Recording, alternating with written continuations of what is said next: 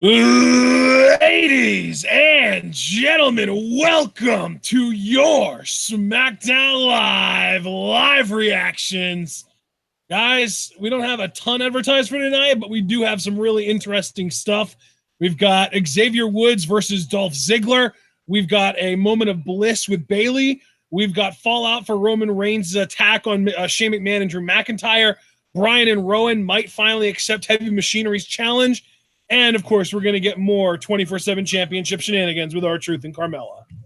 Yeah, that 24/7 title, that and Firefly Funhouse, as far as social media goes, has really been carrying like a lot of the product, it seems like. So we'll see what developments we get, at least the 24/7 title, because we know anything with Firefly Funhouse, it's always a rehash from Raw. But I'm very much looking forward to seeing. I even tweeted out today that I would give WWE a cookie if they put Buddy Murphy or Liv on the show. I'd give them a cupcake if we had Kabuki Warriors on the show, and I'd give them a brownie if we had Ember Moon rip Mandy Rose's face off. So we'll see if WWE gets any treats from me tonight. I mean, for what it's worth, I would love both Ember Moon ripping Mandy Rose's face off and a brownie. So yeah, there you go. So can I, like, is there a way for me to make that happen so I can have the brownie? I don't think so, friend. But we've got Kofi now on the mic, the WWE champion, and a proud one at that. Baby, yeah.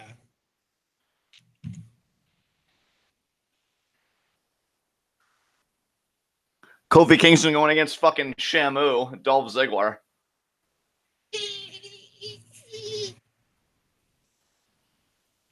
Yeah, give him that pop.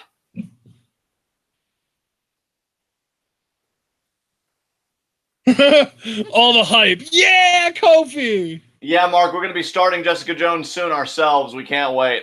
Yeah, we're actually planning on starting it tonight, actually, believe it or not. Yeah.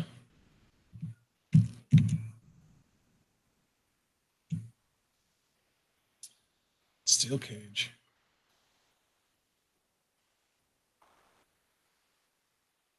Yeah. That's right, Xavier. Go get him, X.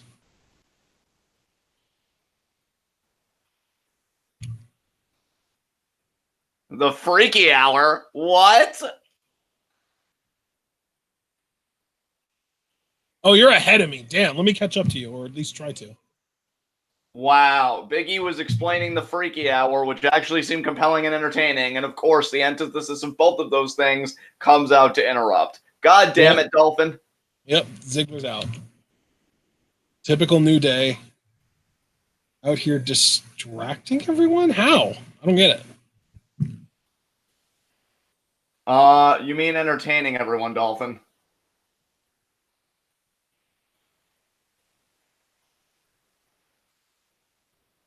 Look, if anything's distracting, it's your fucking chin. Get a normal face next time.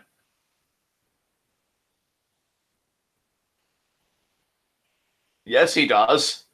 One of the best storylines for that title in some time. The hell are you on about? Kevin Owens made the exact same argument and lost the feud.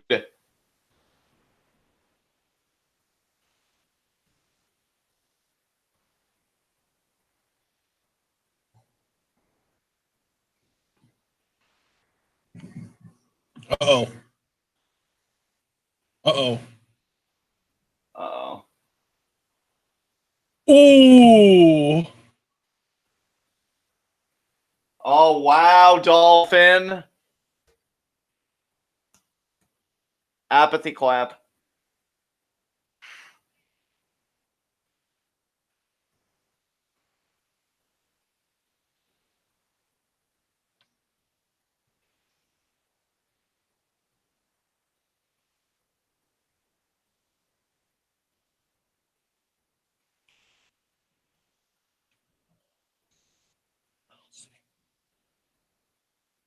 That's my line, Dolphin. How fucking dare you?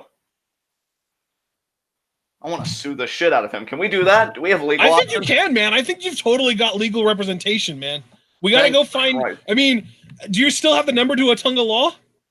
Fuck, I don't. But we can follow Otunga on Twitter. I'm sure I'll get into his DMs someday. There you go.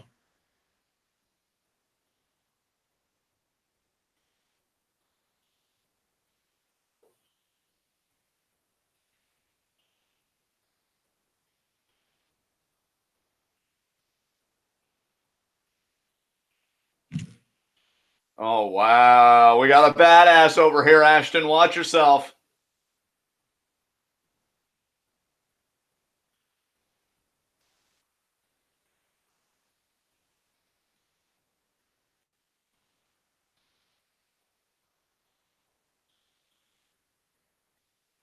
Yeah, thank you, Cope. You've been in steel cage matches. Yeah, I was gonna say, I think that these two guys have specifically had steel cage matches before.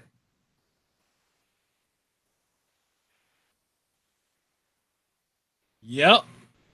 Yeah, you never won one of those, Dolphin, and to be fair, Kobe didn't win that one either, but that's not the point. Was Kofi's Elimination Chamber appearance this year his first in that match? No, I think it might have been either his second or even his third.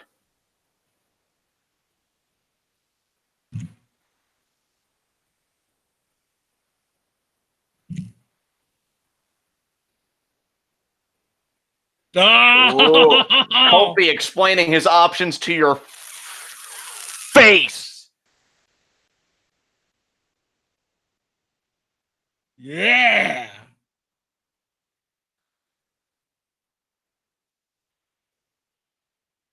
WWE World Heavyweight Champion.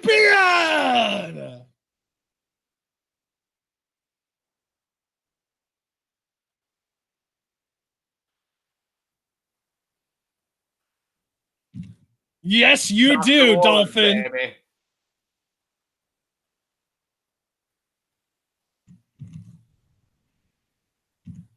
Yeah. Woohoo!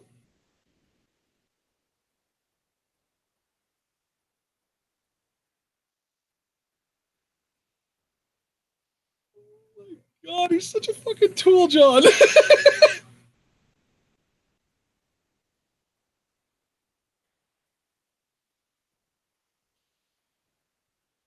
Oh my God, shut up, Dolphin. Nobody cares about you, Dolphin.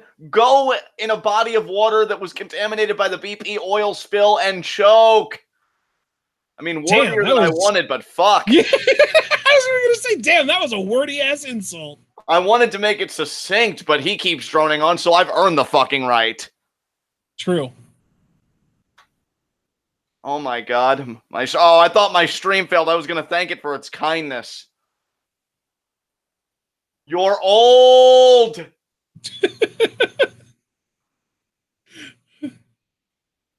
He is older than his body. Yeah. Like, his body might only be like 36 or 37 years old, but he's in his 50s. Yeah, look at that face. It's so aged with failure and disappointment. And apathy.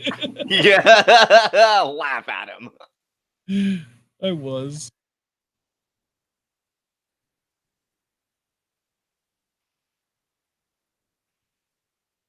Blah, blah, blah, bitty, blah. I'm a jobbing bitch. All this projection. God, you're such an insecure little man. But it wasn't. Nobody cares about you.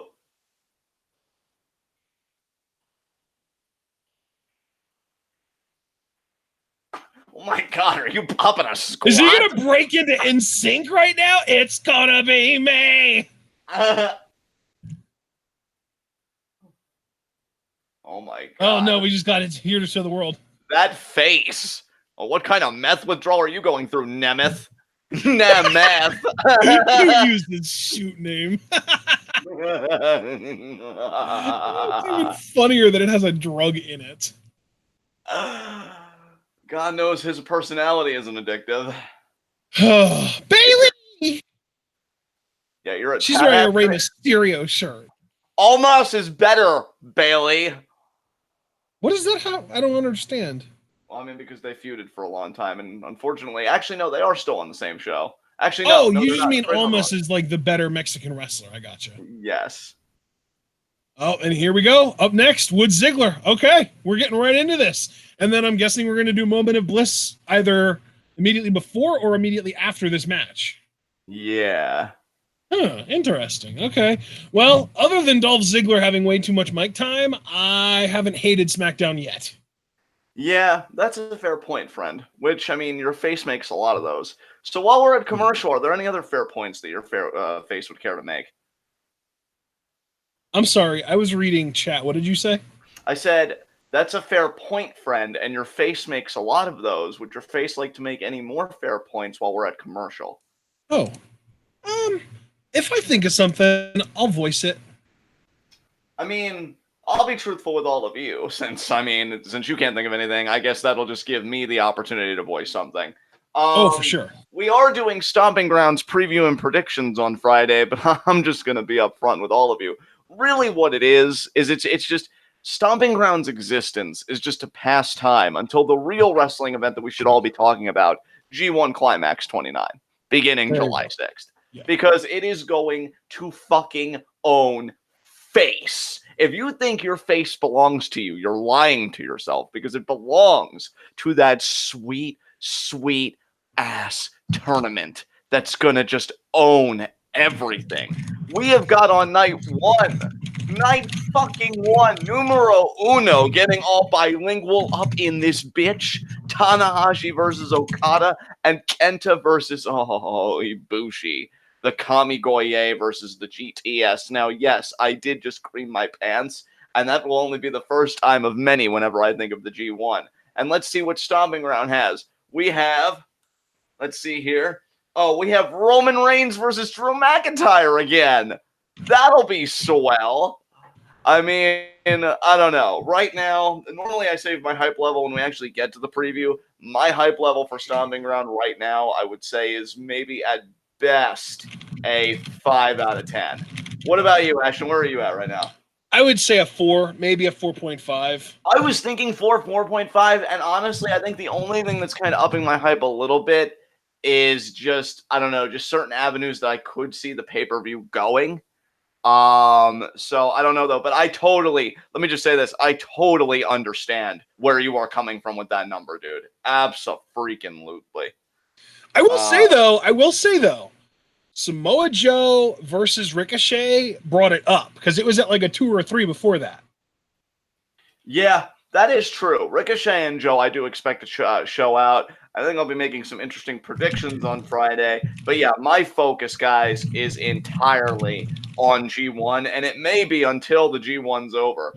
Does G1 end before or after SummerSlam? Before, right? A day of, actually. Day of. Holy fuck, it's gonna be a busy day for us. Yeah, I actually, you know what? I'm gonna look it up again just to be completely certain. Because I could have sworn it was a day before SummerSlam, but well, let me look up SummerSlam 2019 first. Let's see. No, that's August 11th. Okay, yeah, so I'm pretty sure it actually is day of. Holy shit. So G1 Climax, the finals is actually on August 12th. So the final B block day is on the 11th, but the actual final day is on the 12th. So the oh my god, the A block finals is on the same day as Takeover Toronto, and the B block finals is on the same day as SummerSlam, and then the actual finals is the day after both. Ah, nice. Goddamn. Oh, and we were talking about G1, which, I mean, clearly was the superior thing, while Dolph was putting on a clinic. You know, Dolph, just psychoanalyzing you for a second, the way you wrestle most of your matches, you know, beginning with the amateur wrestling, I feel like you're trying to relive your glory days at Kent State. You remember, Dolph, when you were undefeated and actually a winner before you tried to go into professional wrestling. And, I mean, you started out really hot. We all really cared about you, but ultimately, you just felt like your time was never going to come, so you just stopped caring rather than going to another company that would preserve your love of the business. So now we're stuck with you being this mediocre ass little bitch. I mean, yeah, no, Dolph. Just simple facts of life. As Xavier here, trying to go hold for hold with Dolph. Kofi seems to be loving it. I personally would love if Xavier got an upset win over Dolph before the pay-per-view. That would be amazing. God, when you put it that way, I actually feel bad for Dolph. Yeah. Because, like, it's not like he's just been a failure his entire career. He was legitimately, like, one of, if not the most over dude in the company for, like, 2 or 3 years there. And they just did absolutely nothing with it. And that's, well, that's their fault. Yeah, it is. And now Xavier, Dr. Woods, putting on this clinic with a side headlock, but you see. But then again, you kind of dogpile on Zack Ryder for similar reasons, so I shouldn't be too surprised. Indeed, I'm a very abusive person. And imagine somebody getting over on their own, WWE fucking them over, and then making fun of the guy that got over for it. I know, right? You'd have to be a really insensitive prick to let that happen. And Dolph, neck breaker.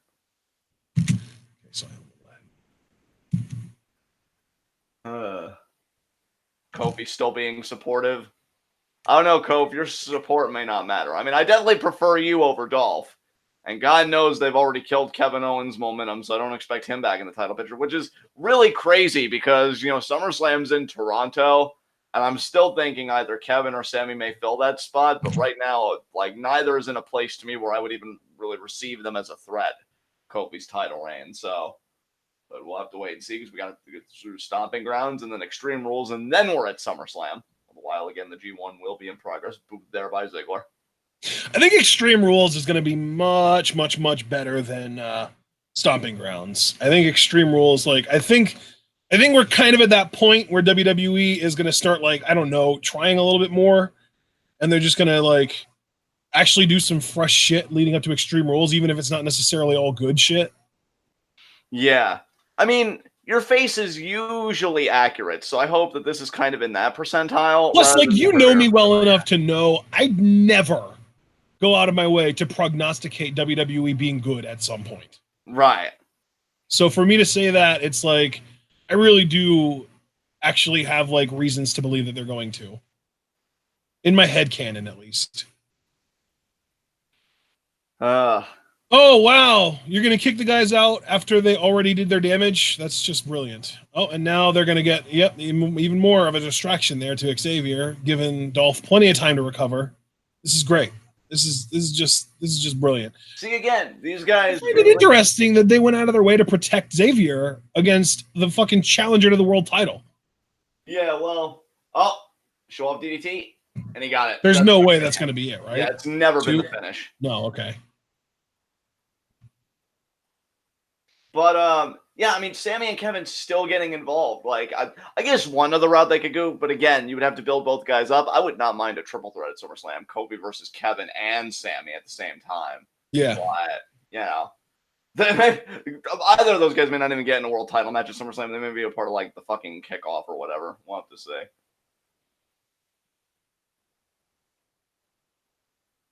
Hi, Dragon Man. I saw his message. WWE trying Ashton be realistic. I feel like he is very realistic about the WWE product. And, you know, pretty much. I don't think that it's actually going to get good. I just think it's going to be not a disaster, which will seem good by comparison to the last couple months. Yeah. Like, if you could break the 4-month period between WrestleMania and SummerSlam in half, that first half was what sucked. It's going to be the second half that doesn't suck quite so much. I expect. I hope, at least. There you go. And I think that the reason that first half sucked so much was because of the planning around the Saudi Arabia show. It even affected NXT negatively, you know? Yeah, for sure. I thought Dolph was going to be thinking about a zigzag there. He only went for 2 count. Pick out there by Xavier. Oh, that's a good question from Cliff. If you could watch only 2 matches during G1, what would those 2 matches be? I already know your answers. I mean, Kenta versus Okada is definitely one. And that's happening. What did I say, Ashton? July 27th? 28th, I believe, or 27th, somewhere around there. Yeah, but I think I said 27th. Is Kenta Ibushi, right? Yeah, that's night 1. Yep. But I think the other match, honestly, I really can't wait for Naito and Ishii's rematch. So I think that'd be the other one. Nice. Those two work really well together. So. And my 2 would be Moxley Ishii and Cobb Ishii. Ooh. I love how we both give the Stone Pupper the love that he deserves. I know. He took up 3/4 of our combined matches. Hey, Javaris, if you're still in chat, because I know you freaked out when it happened just as fucking hard as I did. In fact, I think a lot of you did. If Ishii eats another Destino, who's going to be having a heart attack with me just from the pure shock? Because you'd think I would have anticipated it again, but if he actually pulls that shit again, I'm going to fucking freak. I'm going to be like, oh my God, he did it twice. Well, I want to point something out. Wes, I want you to pay attention to what's going on in chat right now, because like I always come off as like this super pessimistic WWE hater. Look at Dragon Man. Like, I'm over here talking about how I think WWE is going to start getting better soon, and Dragon Man's just like, oh, you're just adorable for being optimistic. I don't think I'm being optimistic. I think I'm being realistic, but I just think it's funny that like Dragon Man is tugging me one way, like, oh, you're being too optimistic, and then Wes is on the other side, and he's just like, oh, but everything's great. Yeah. What the hell? Hagrid's Motorbike Adventure? What the fuck? Is that the new ride at Universal Orlando Resort that has like a 10 or 8 hour waiting line? I didn't even know that was a thing, so I don't know. I'm not adequately prepared to answer any of this. Backslide? Oh, you're still watching the match. That's funny. Yeah, I'm tabbing between that and the chat. No, I don't even like. I even tuned back in, and I like my eye just naturally gets drawn to whatever's biggest on the screen. So I just was looking at the fucking ads. And Javar said, I will fucking die. I'm right there with you, man. Ishii always shows out every fucking year. I can't wait. It just sucks that he's got the Never Openweight Championship because, of course, as an Ishii fan, it's good to see him with gold, but, like, want him to have an IC title run. I've even tempered my expectations. I know he'll never be IWGP Heavyweight Champion. Not with the way that company works, same way with Suzuki. But Suzuki, when he was 50, became Intercontinental Champion, so I feel like that's a reasonable goal to ask for Ishii. Get your shit together, New Japan, even though you're really actually doing fucking amazing, and that's just me being more selfish, so totally. Dude, you know what's really interesting, though, is that Ishii genuinely is not that over in Japan. It's so weird, because, like, you can go back and listen to, like, the announcement videos where it's, like, the announcement of the people in the blocks or the announcement of the actual matches themselves, and, like, Ishii just never really gets a reaction. It's so crazy to me. It's so sad. Like, because he's. I feel like I legitimately feel like Ishii would be better off in AEW than in New Japan. Yeah, because I wonder how his reactions have been in America. Do you remember how he got received at like G1 Super? Oh, dude, he's fucking beloved in America. That's the thing. Like, he's more over in the US than he is in Japan. Then give him okay, new goal. Then give him a US title run. Like, goddamn. Yes. With the way we react to him, he's more of an American than a native Japanese. So I know, dude. I know. It's such like a small list of guys that are more over in the US than they are in Japan, but he's on that short list. Yeah, Wes, Suzuki isn't in the G1 right now. It's currently a storyline. He may get a spot at the last minute, but right now he has no plans to be in the G1. Well, it's not that he has no plans. He's trying to get in. Yeah, I mean, he's trying to get in, but I mean, I'm just generally speaking, like. Right. He's not actually in it yet, though. I'm still, like, if they do put him in it, which I'm not necessarily expecting them to, just because, like, I don't know if there's any precedent for them being like, oh, here are the blocks, and then changing one at the last minute. Oh, my God, that super kick destroyed Woods. Jesus. Yeah, it did. But what I was going to say is, like, I'm just still thinking, like, if Suzuki does get put in the G1, who would he replace?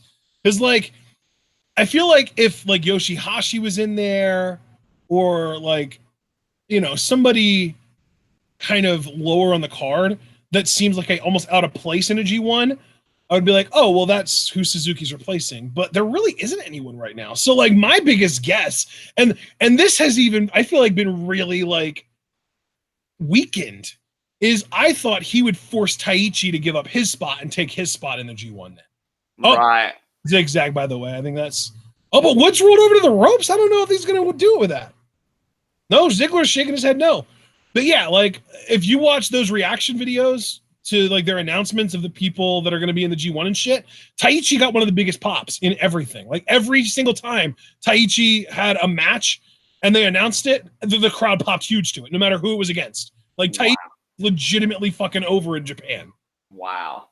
I know, dude. It's crazy. He's super duper over. I don't understand it, man. I don't understand anything anymore. Not saying Japan is wrong. I'm just saying, like, that really surprised me that Ishii isn't even. Oh wow, Dolphin. Very abusive. Yeah, it's like it's so ironic though that like Ishii isn't as over as Taichi in Japan. It's like wow. And Dolph gets the win. You know, there was a moment. He won with a super kick. I mean, it was immediately following a zigzag, but still. Tied them all up in the ropes and shit. Yeah, I agree with you, Sean. I feel like and it's not just that too many people do super kicks, it's that too many people win matches with super the kicks in WWE. Because like Carmella has a super kick that she wins with. Rusev has the Machka kick that we haven't seen in a while, but when he was wrestling consistently, that was one of his finishers. The Usos have won with super kicks. Dolph wins with his super kick. Who else is there, John? I know that Shawn Michaels isn't wrestling anymore, but like who else? At least in WWE, I feel like there's a lot of guys that win with super kick. I mean, doesn't Rusev win with kind of a super kick? Like, well, I said the Machka kick. I said that. Oh, okay. I kind of blanked out because I was looking at chat. Yeah, I can't think of anybody else. Dude, yeah, so it's Carmella, Rusev, the Usos, and Ziggler all have won matches with their versions of super kicks. Yeah. Big old lion mane Ziggler over here. God, you're bitter. Did you say God, you're bitter? Yes. It's funny because you're right. Ew, Baron. It'd be nice if Baron Corbin was a wild card and Seth Rollins wasn't, so we could actually find out who our ref is. Tavares. Taichi is more over in Japan than Ishii. The fuck, Japan? Yeah. Hypothesis: Double J was never talented. Dolph Ziggler was. QED.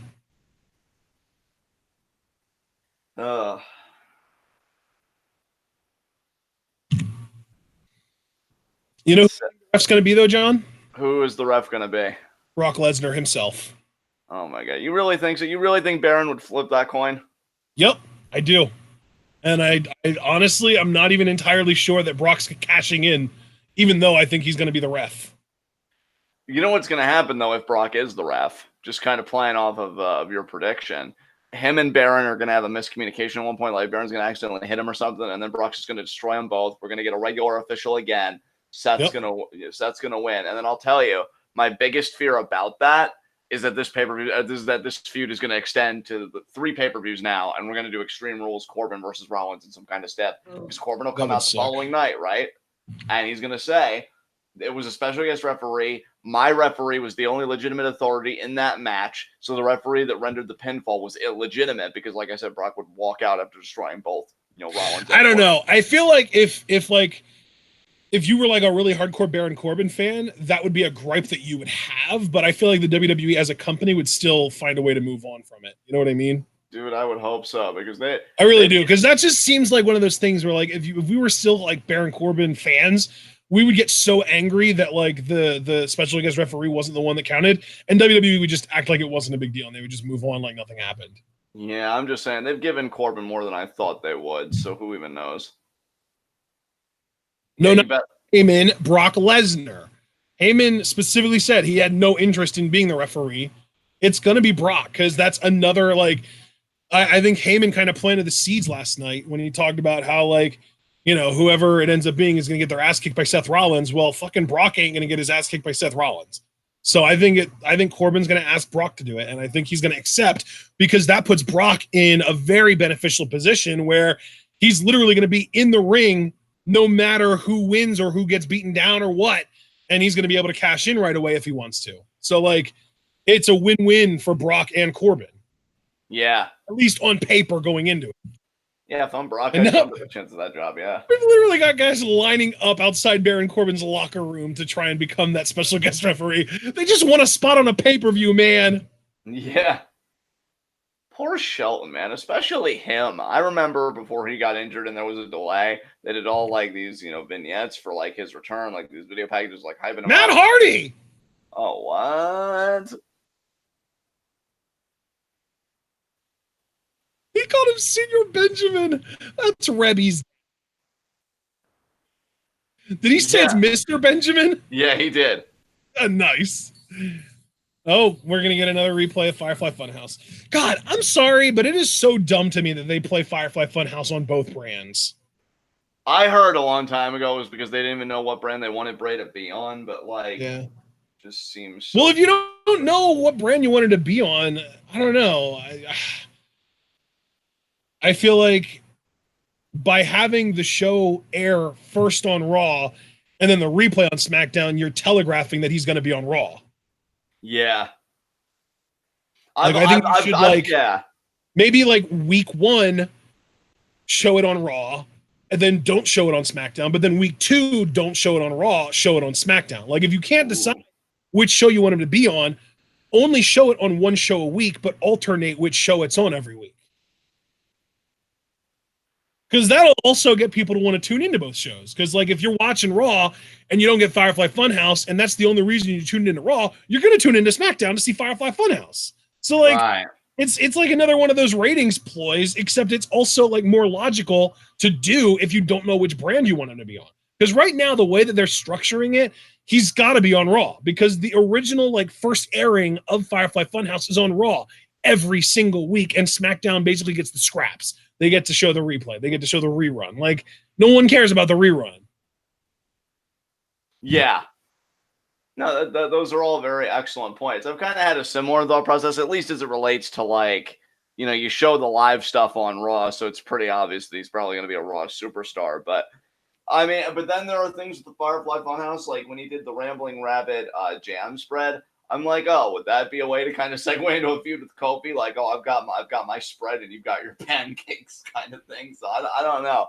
I don't know what they're gonna do with him. God, I'm so glad I don't put any brain power into trying to decipher Firefly Funhouse. Dude, there have been people that have done entire video series like deconstructing each episode, and I've wanted to get into one, but honestly, like, I feel like the end is close at hand, and I just want to see it play out. I honestly wouldn't even be surprised if this week's episode was the last. Because, you know, I think the last time that we did major deconstruction of a series of vignettes, it was the fucking second day of 2012 when Jericho came out, and even he said it all amounted to absolutely nothing. It meant nothing. And, like, it's just like, no, but you did this thing, and this was Stephanie, and then this related to this thing that you did back in 2008. It was nothing. Aww. So, you know, like. I was one of those people, too. I actually did do a deconstruction on those vignettes. Yeah. My blog. And it actually kind of blew up. Like, it caught some steam on Bleacher Report forums and shit. Yeah, like, no, it was a brilliant deconstruction. I thoroughly enjoyed reading it myself. But, like, I could see why people want to repeat that effort again and again when something like this comes along. But I also understand why other people are wary of it, because it's like, oh, then you're just going to tell us so that it meant nothing. Even though you know my idea was better than yours. God.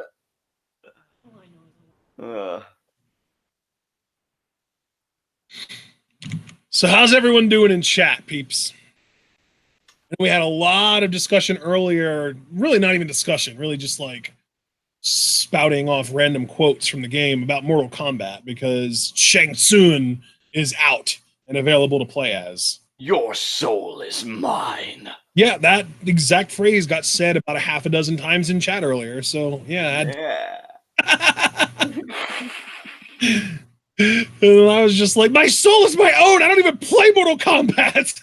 God, that's so reactive. I know. Appropriate, given that it's live reactions. God, I'm dead inside. But, well, the show is still in progress. Oh, God, it's only 8:30? I thought we were done the first hour by now. Shit. Yeah. I mean, dude, the entire first half hour of the show was one match. It was one promo and one match. You know, involved two people, and then Kofi and Big E were involved as well, as far as the promo goes. But you know, yeah. if you weren't so beautiful, I blame your face for this. But I'm not gonna. But yeah, that's been the entire show so far, and now out comes Bliss. So we're gonna get Moment of Bliss. Oh, even Bayley, when she learned she was gonna be on this fucking show, she said, "Again? Like, but it's my birthday." Yeah. I felt that. That was a mood. Oh, and Nikki's going to come out. I wonder if Nikki's going to attack Bayley because she's upset with her from what happened Monday. Speaking of Monday, I just want to say, too, that one of the best segments that's not getting talked about enough was Drew beating the fucking shit out of Heath Slater because he's poor. Javaris, as a rich person, you saw that, right? You know it was fucking hilarious. It was amazing. And now we're going to listen to Alexa talk, so...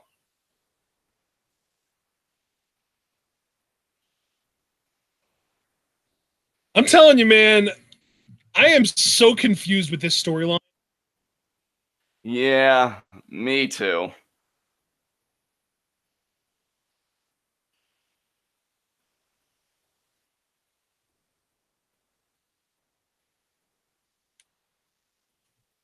What is it with you and coffee? Drink water. God, get on that hydration subreddit. Hydro homies. Hydro homies. Hydro homies. Hydro homies. Why did you stop chanting, you bastard? Oh, I just thought I would clap along. I said it once. I didn't really feel the need to keep inserting my dominance. As we've got Bayley here. She has coffee, rubbing it in Bliss's face. Yeah, she sure does.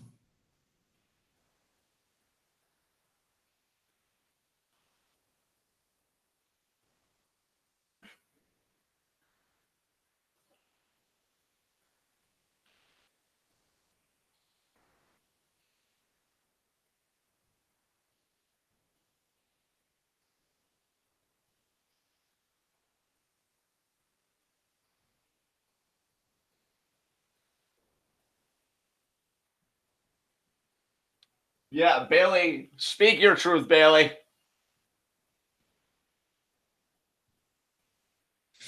Oh my God, this storyline. I wish Bayley was a better talker and could pull this off better. Where's Sasha? I feel like Bayley oscillates with how she talks, because sometimes she can be, when she's really confident and fiery, she's an enjoyable promo. But times like this, she's trying to be sincere and whatever. I think the secret is she's garbage when she's scripted, but when she doesn't have a script, she's passable. Yeah.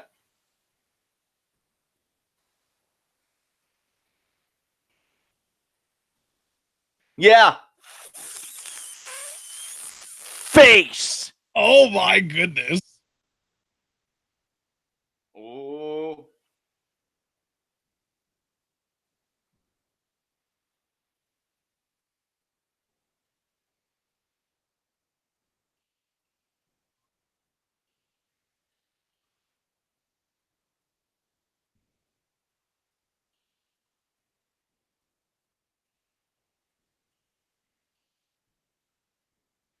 What? Is Bliss getting whatted?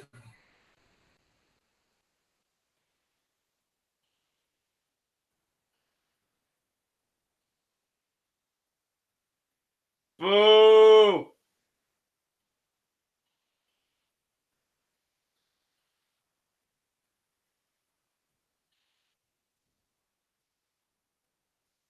What is this grudge?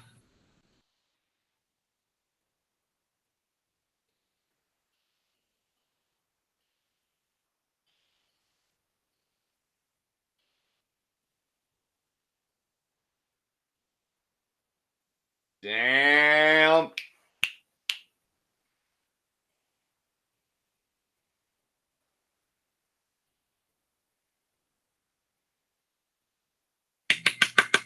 That was a genuinely good promo by Bayley. Now claw her face off. Do it. Okay, again. Oh, now Bliss thinks she's MJF. He needs to super. We need to get a class action lawsuit on this bitch. Call Otunga Law, damn it.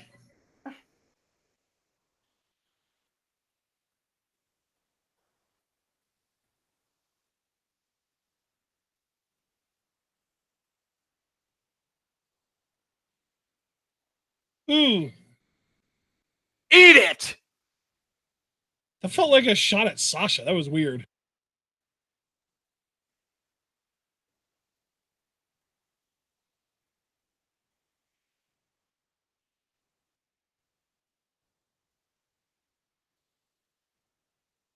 Ooh.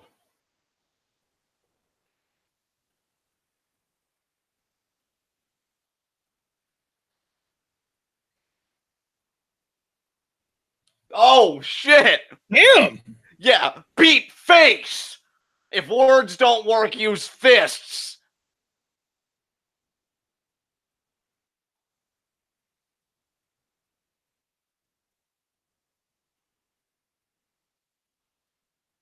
Bayley's getting cheered for, though. That's awesome. Oh, and Alexa.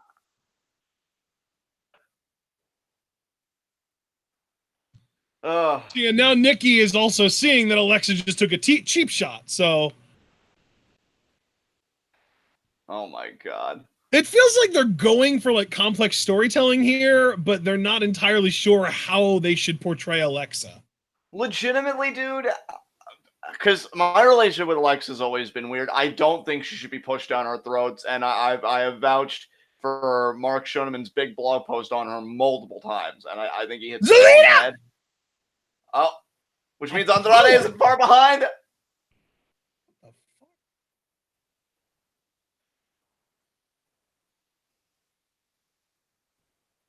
No, he can't.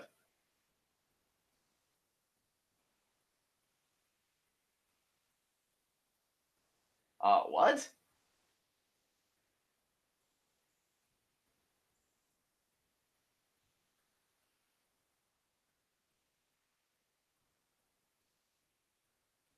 Yeah! Yeah! Yeah! Beat him up! Shit! Yeah! Oh, assault! Jesus! Assault and a pepper!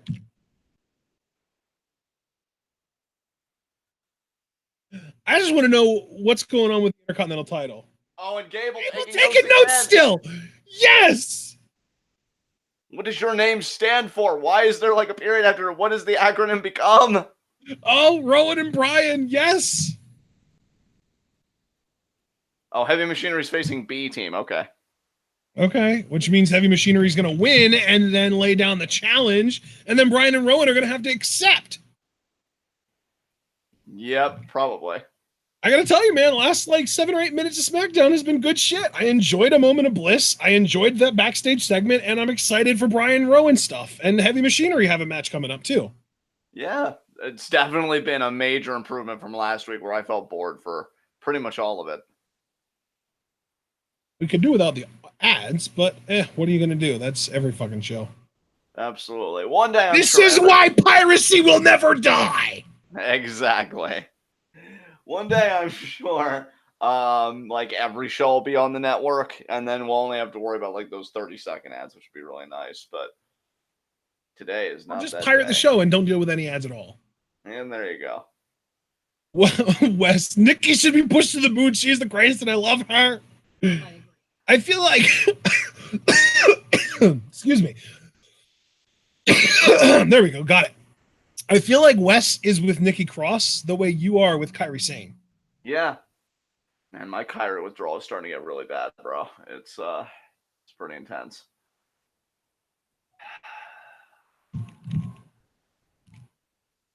But I will say this, you know, it's just funny to me, even though Moment of Bliss did come off well, this whole SmackDown women's division, Bayley's first defense is against a Raw competitor. So hopefully, you know, we get through it and then we can really focus on the division after Stomping Grounds. Like you said, you know, hopefully the company will pivot a little bit, especially with SummerSlam in August. It'll all go well. And in the meantime, I'm super proud of Andrade for beating the shit out of Apollo trying to get on the product. Yeah. As far as like post Stomping Ground, to me, there are 3 wrong answers and all the other possible answers are right. 3 wrong answers are Charlotte, again, I should add, Liv Morgan, and another Raw competitor. Those are the 3 wrong answers. Actually, I didn't mean Liv Morgan. I meant Mandy Rose. Wrong blonde. I apologize. Liv Morgan is actually a right answer as far as I'm concerned. So it's Charlotte, Mandy Rose, or another Raw competitor. Literally anyone else on the SmackDown roster is a right answer. I'd be cool with Sonya Deville. I'd be cool with Carmella. I'd be fucking stoked for Ember Moon. You don't have any other wrong answers. It's those 3. Pick anyone other than one of those 3 options, and you're good. Absolutely. It's really not that hard. Just asked if I was happy that Banjo and Kazooie are in Smash, or pissed that Steve is not. Man, fuck Steve. I like Minecraft as a game, but I don't give a shit about Steve, a character. Banjo and Kazooie deserved it. I have been legitimately, there is a fucking forum out there that you could go to. I made a post when I was like 15 years old. So over a decade ago, detailing a move set for Banjo and Kazooie in Smash. That's how much I've wanted this and for how long. So damn. Fuck Steve. I don't give a shit about Steve. Minecraft is a great game, but fuck Steve. I don't give a shit about Steve. And besides, I don't think Steve is even the mascot anymore. There's like a new different mascot for Minecraft that's like androgynous. So like they don't have like a specific like a male or female kind of thing going on. It's playable by, you know, it's meant to be more inclusive. Was that the wrong word to use? No, I think you're good. I'm just more laughing. I mean, God, all you Steves out there, just give up on life. Yeah, damn. fuck Steve. I don't give a shit about Steve. That was amazing. That whole burial was incredible. Oh, we're back, I believe. And you know what, Javoris? I don't know. Maybe I haven't put enough money into Kyrie being on the show, and WWE still hasn't gotten the news for me. And Answer hypothesis a little while ago in the chat. Yes, Gable's on 205 Live, and he's fucking crushing it. I don't think he's having a match. I still have to go back and watch last week's 205 Live, and now there's going to be another one for me to watch tonight. Well, I don't think he's competing on tonight's episode, but I fully expect him to compete next week, and I hope him and Jack Gallagher have a rematch because their match was fucking amazing. By the way, can I just say, I fucking love Heavy Machinery's logo. It is so, like, just well designed. That's all I can say. It's so well designed. Yeah, I agree with you on that. Because, like, the right bracket of the H goes down and it ends, like, at the bottom in, like, a spike that fits the M. It's so good. It's just so good. I'm sorry. My designer geek is showing, and I apologize, but it's still good. Your face is beautiful, okay? Never apologize for anything that your face does. And Heavy Machinery now taking off the jackets there, the denim jackets, and now the shirts. Oh, thank you, Paul. The new Minecraft mascot is Alex. So it's an androgynous character with an androgynous name, and like it's meant to be playable by all people of any gender. It's pretty cool, actually. And B Team just going on the attack. God, remember when B Team actually had a Raw Tag Title reign and were over baby faces until they got like a shit theme and started to be booked like the jobbers they are? Dude, God damn. I never understood why they won the tag titles in the first place. I was angry about it when it happened, so. Yeah.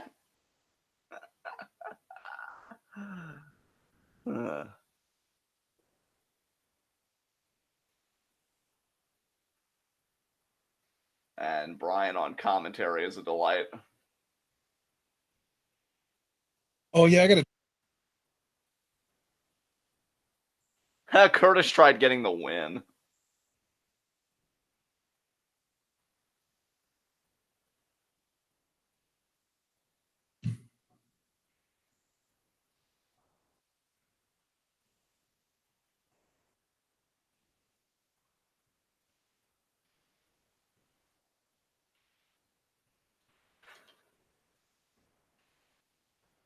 No, something's wrong with your face, Corey. That was a cool move by Tucker. He flipped over Axel and then threw the big lariat. That was really well done. He's a more athletic dude than I give him credit for. Yeah. Dozer! Yeah, get blown up, Bo. Yeah, get splashed, Axel. Big swinging scoop slam. You're way ahead of me. I'm just now seeing the shoulder block splash in the corner there by Otis. There's the scoop slam. Or he's about to. He still hasn't dropped him. Yeah, that's the big swinging. There we go. Off the ropes. Larry right there to Curtis. Sends Axel to the outside. Bo, kick to the gut. Oh, Otis powering up. Oh, this is so cool. What? He's got a little jiggle going on. Oh my God. Brian, what's the matter with him? National treasure. What did you say, John? I was quoting Brian because he apparently said, "What's the matter with him? What's wrong with him?" Same thing that's wrong with you when you power up, Brian, aka nothing. Uh-oh, caterpillar time. Oh, that face. Who's got the moves that make him real smooth? Otis. And damn, there it is. And there's the tag to Tucky. Here comes the compactor. Oh yeah, and we're gonna get the extra splash at the end of it. Yeah, we are. Yeah. 1, 2, 3. There it is. All right. Don't worry, Bo. You can believe that you at least have one member in your family that's successful. Yeah, Bray. Yeah. Got main event Rowan looking at these guys like, well, get ready to do the job. Huh? Yeah, Rowan really did it. Like, look completely unamused there, didn't he? Yeah, he did. He just had that look on his face like, oh, these guys are such cretins. Otis gets stuck on the head. I really enjoyed their matches, man. They are a fun tag team. Oh, wait, Seth. Seth. Rollins is here! Oh.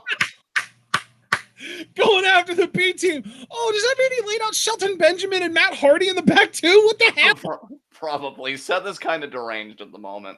He is. He's going after. This is why I think it's going to be Brock, though, because they're not announcing it. God, Brock is a referee. You know what? If Brock's going to don the shirt, I hope he hams it the fuck up like he did with the briefcase. Yeah. Oh, my God. God, seeing Seth just be so abusive, it's a good look for you, Seth.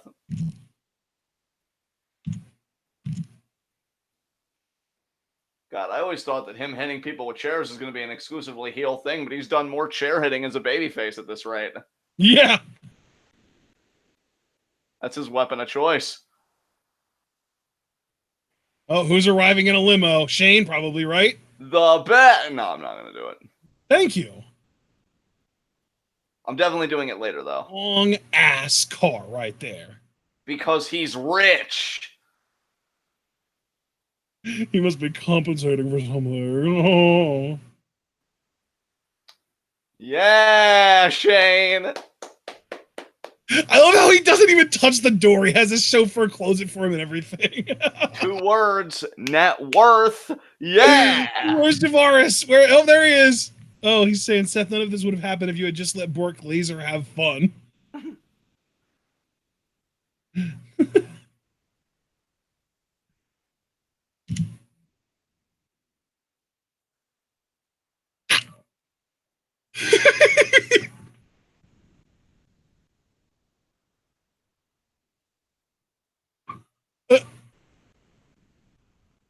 Bad Kevin people. Is so right.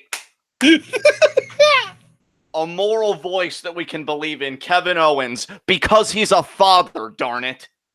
Darn it! Because he's a moral voice. I'm trying to clean it up, you know, make it family friendly. We're trying to say he's a moral voice. Damn, it doesn't exactly convey that. But you just said it anyway. Yeah, just to kind of further illustrate the point, sir. God. Holy.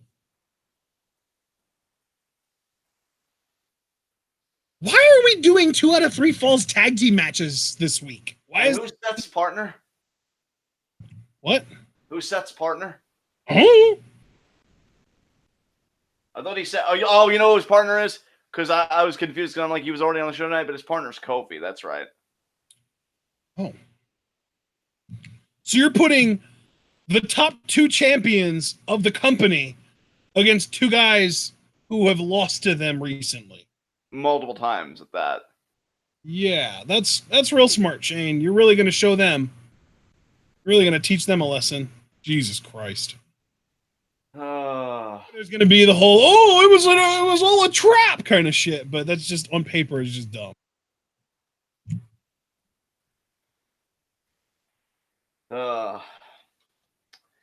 I wonder though. I mean, we're already, if you're doling out tag matches, you know, I've got a tag team that I'd love to see on the show, Shane. Kabuki Warriors. Fuck them. Yeah, if you want a brownie. Or no, wait, what was the Kabuki Warriors one? Because it was a brownie for Ember Moon. It was a brownie for Ember Moon. It was a cookie for Buddy Murphy or Liv Morgan. Hell, if they did both, we'd get 2 cookies. It was a cupcake for Kabuki Warriors. That's right. You haven't gotten any desserts so far, WWE. What's wrong with you? I mean, it must not be Vince's cheat day. Man, fuck that old fart. No, Vince does a cheat day every week. Oh, yeah. Or wait, is it a cheat day? I think it's just a cheat meal, actually. Not a cheat day, just a cheat meal. Yeah. God, he's a real freak monkey, I'll tell you. He's a real what? He's a real freak monkey. He's freak monkey. Okay, that's a new one. Yeah, he's pretty weird about that shit. He is. He's very conscious of what he puts in his body and what he does to his body. Maybe he should be conscious of his face because it's pretty repulsive to me. God, imagine if he paid as much attention to the nuance of the storylines in WWE as he does to the nuance of how he takes care of his own body. I know, right? Did you see Javaris? The wealth of Shane McMahon brings tears of joy to my eyes. Yeah! 1%! 1%! Javaris, I gotta tell you, and it's funny that I'm telling this story when Ashton's a much better Monopoly player than me, although I think I've beaten you at least at one game of Monopoly, so that's something I can hang my hat on. Yeah, you definitely have. I'll never forget. I once left 3 people utterly homeless, and it felt fucking amazing. And Including me. Well, actually, no, this was a separate game from you. Because, yeah, I left 3 players homeless, and all I could think to myself was, you should have done better in the housing market, Mark. So, yeah. And unironically, I do agree with Dragon Man, eat the rich. Absolutely. Abso-fucking-lutely. But having fun with Javaris and company, yeah, I'm a capitalist apologist. Javaris, I'm a little confused. Is the future mother of your tax bracket babies Io, which is what I thought it was, or Kyrie, who I guess you're kind of implying it is now? It's apparently Kyrie now and has been for some time, and I still don't know how I feel about it. I mean, because it's Mia, and then I know he loves Io, and now encroaching on Kyrie, who just wants to be adorable and share videos of cheese on Instagram, which she did today, as a matter of fact. And it was dude, I never realized that cheese was a fucking dachshund. I didn't know that either until just now. So TIL. I saw a video of cheese like actually walking around, and it's a fucking dachshund. It's adorable. It's got the tiniest little legs, and it legitimately like is just like the cutest thing. Tiny little legs and a long body. Oh, Alistair! He's wearing a suit. He looks good in it, though. Alistair Black in a suit.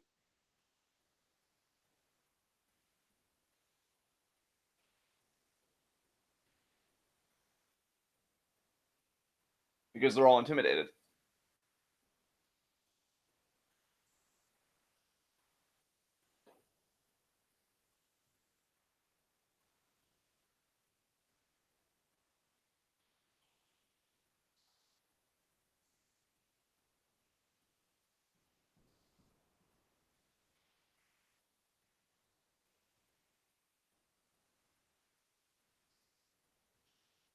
Not in that suit, it isn't. Ooh.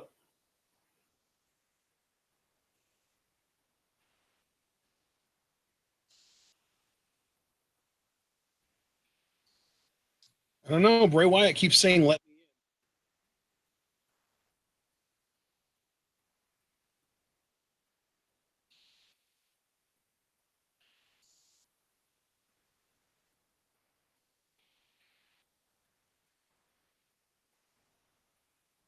I'm sorry, I got lost in your eyes. Can you repeat that? Oh, Tom.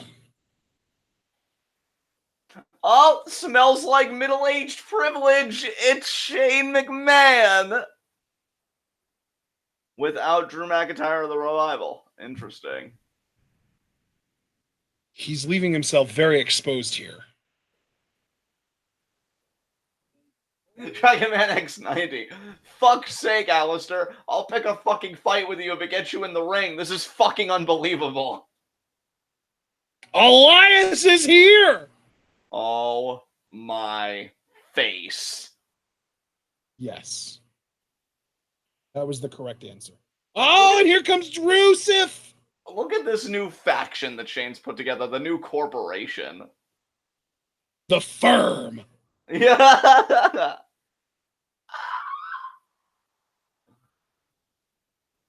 So he's got Elias, the mid-card / jobber.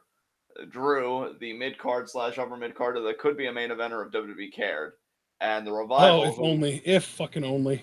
And the Revival, who's still not accompanying them as the tag team champions and the tag team of the faction. This is a really well-rounded faction. Oh, I guess, is Drew going to be having a match here? He's in gear. I guess he is.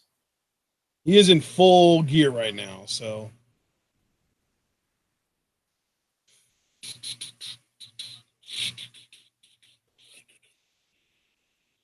Oh, but Shane's got a microphone. Don't fuck this up, Greg.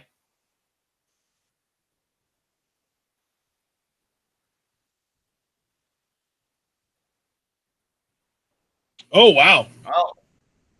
I think people were actually looking forward to the announcement. What? Greg Hamilton's getting over.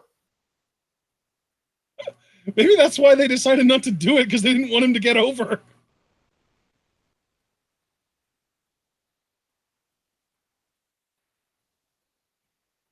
Drew McIntyre.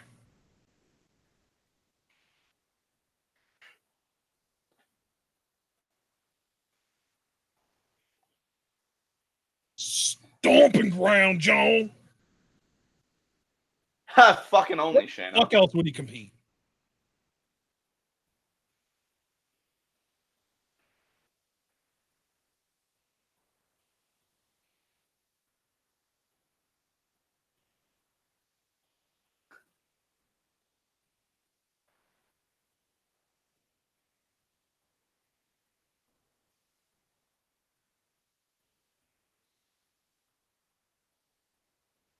Oh, the what chance? Wow.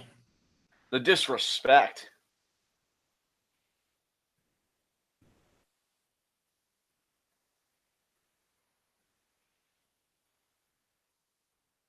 Sunday.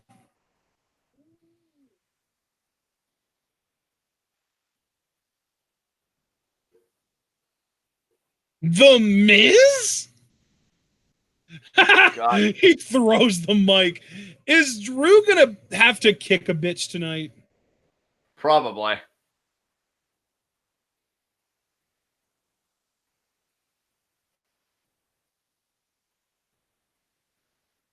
It's the wild card, John. Oh.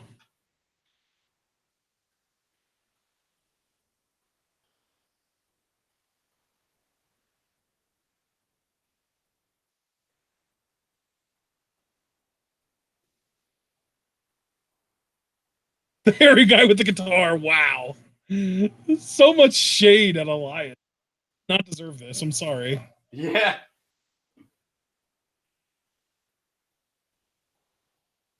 Oh, we're just watching Roman Reigns destroy the firm.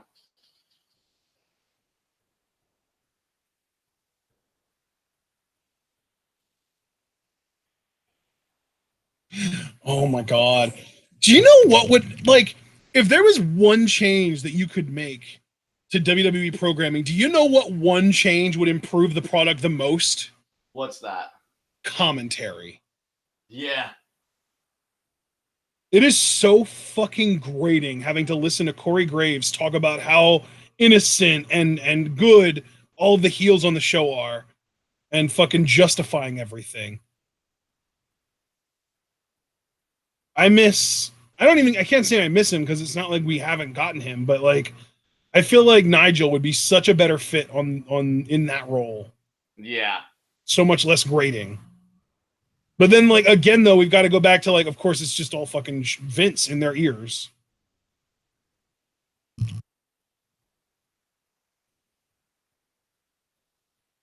Oh boy. What now? What's this footage?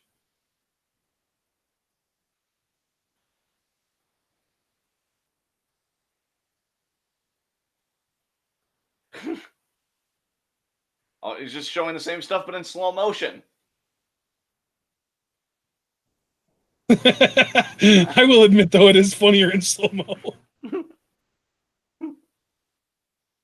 Because it's funny, Graves. Don't be cancer, you ass. We gotta pin this ass. I would have appreciated the spear so much more if Shane did his breathing sound effects. Ooh!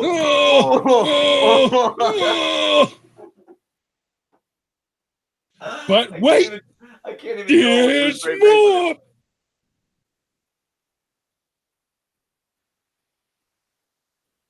Ooh, holding their jobs over their heads. That is some wealth shaming right there.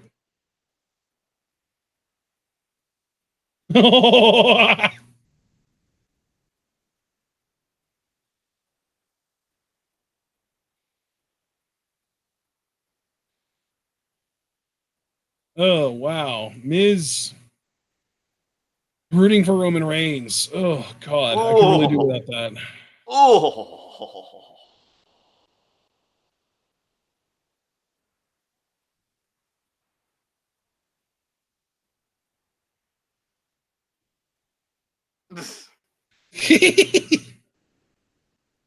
I mean, Shane has beaten you 3 times, Miz.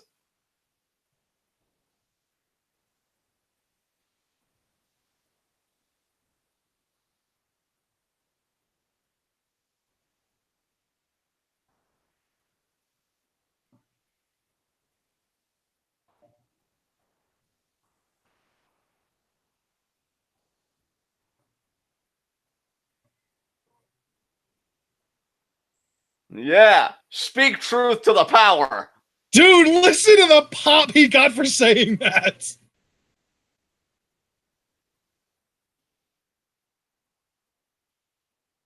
He became injured?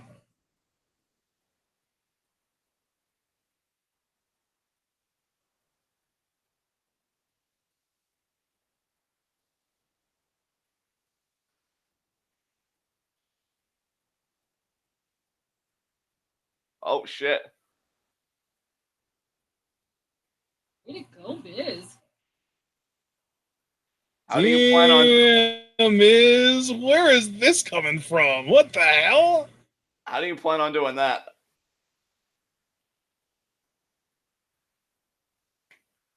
You did fail, and you're poor. He's not poor at all, actually. He's pretty fucking rich. I mean, relative to Shane's net worth, I mean, what a pauper. I don't even know how true that is. I mean, I'm sure Shane's pretty loaded, but have you seen the Miz's new house? I mean, come on now.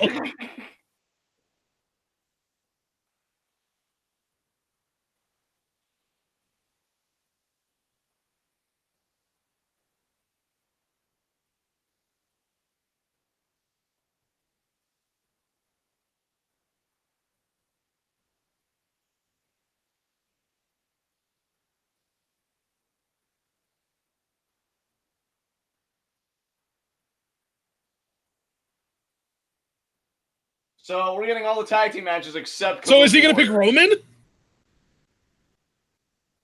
10 seconds. Oh, no. R-Truth! Whoa! Truth Miz? Awesome Truth? Awesome Truth. Back together.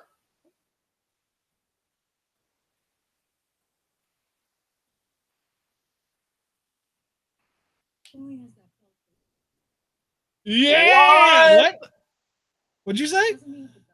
He has the 24/7 title.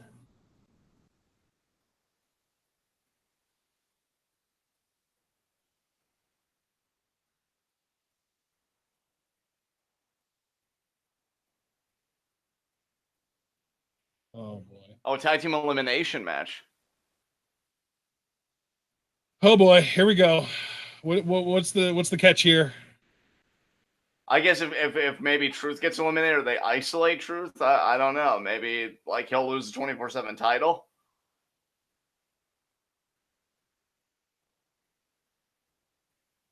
They could do something creative where like they eliminate Truth from this match, but then a double pin happens where like Drew pins Miz while Elias pins Truth, and Drew and Elias win the tag team match while Elias wins the 24/7 title at the same time.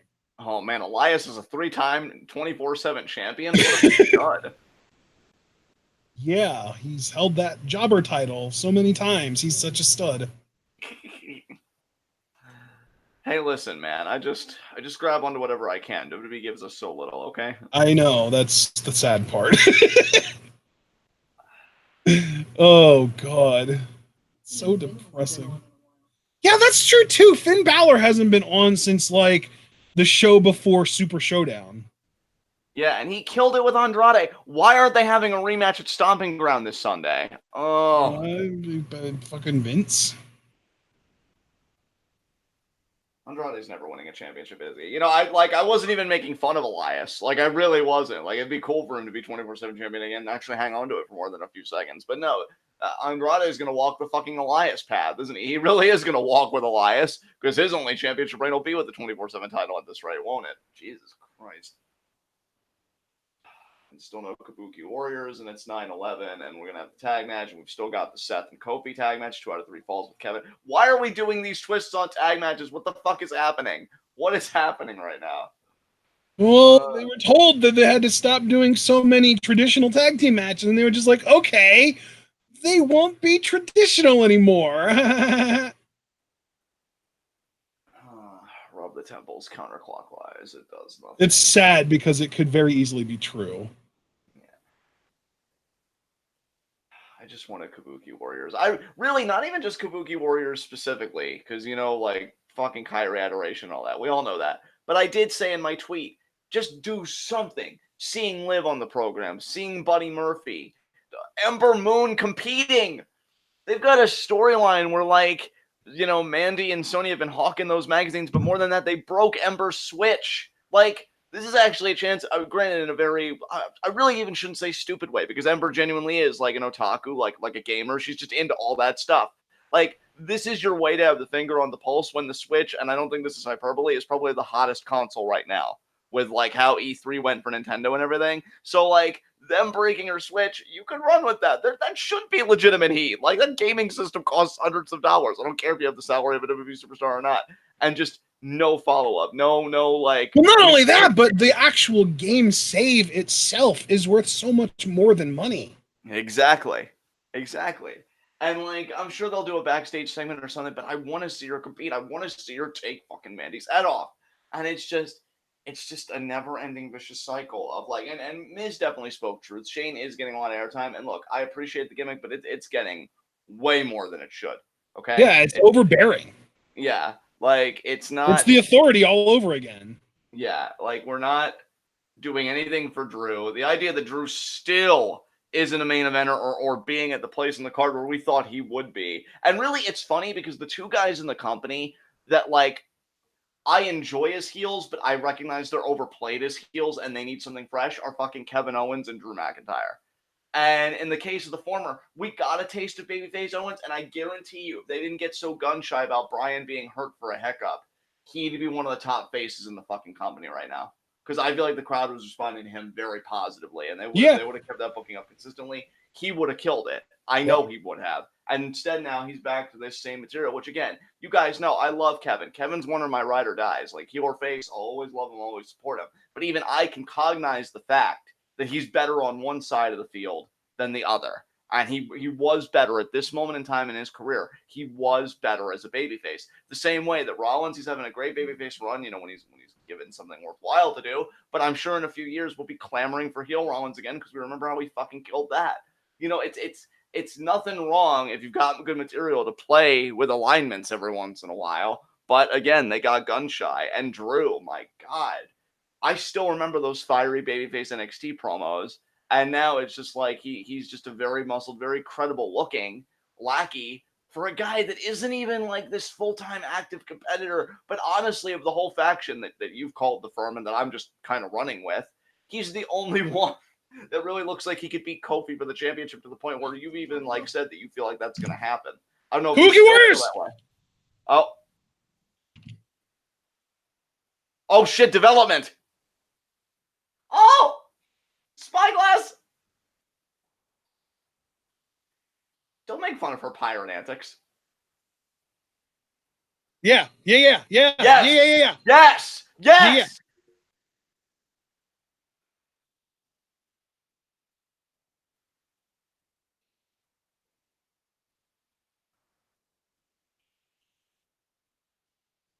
Excuses.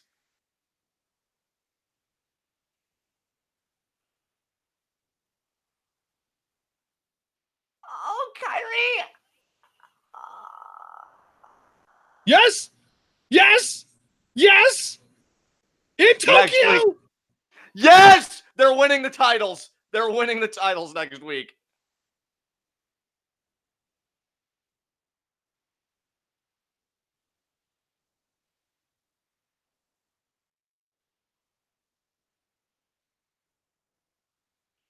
Oh, wait, so they're going to beat the champions in a non-title match to get a title match.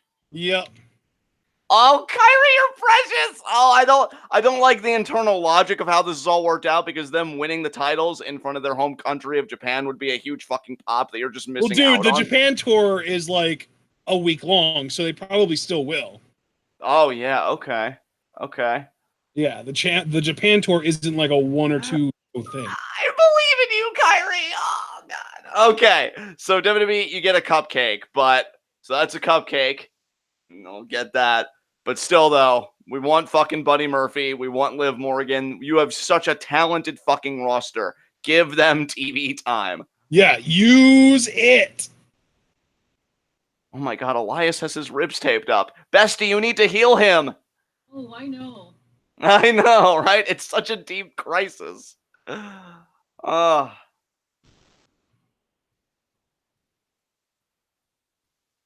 Leg drop.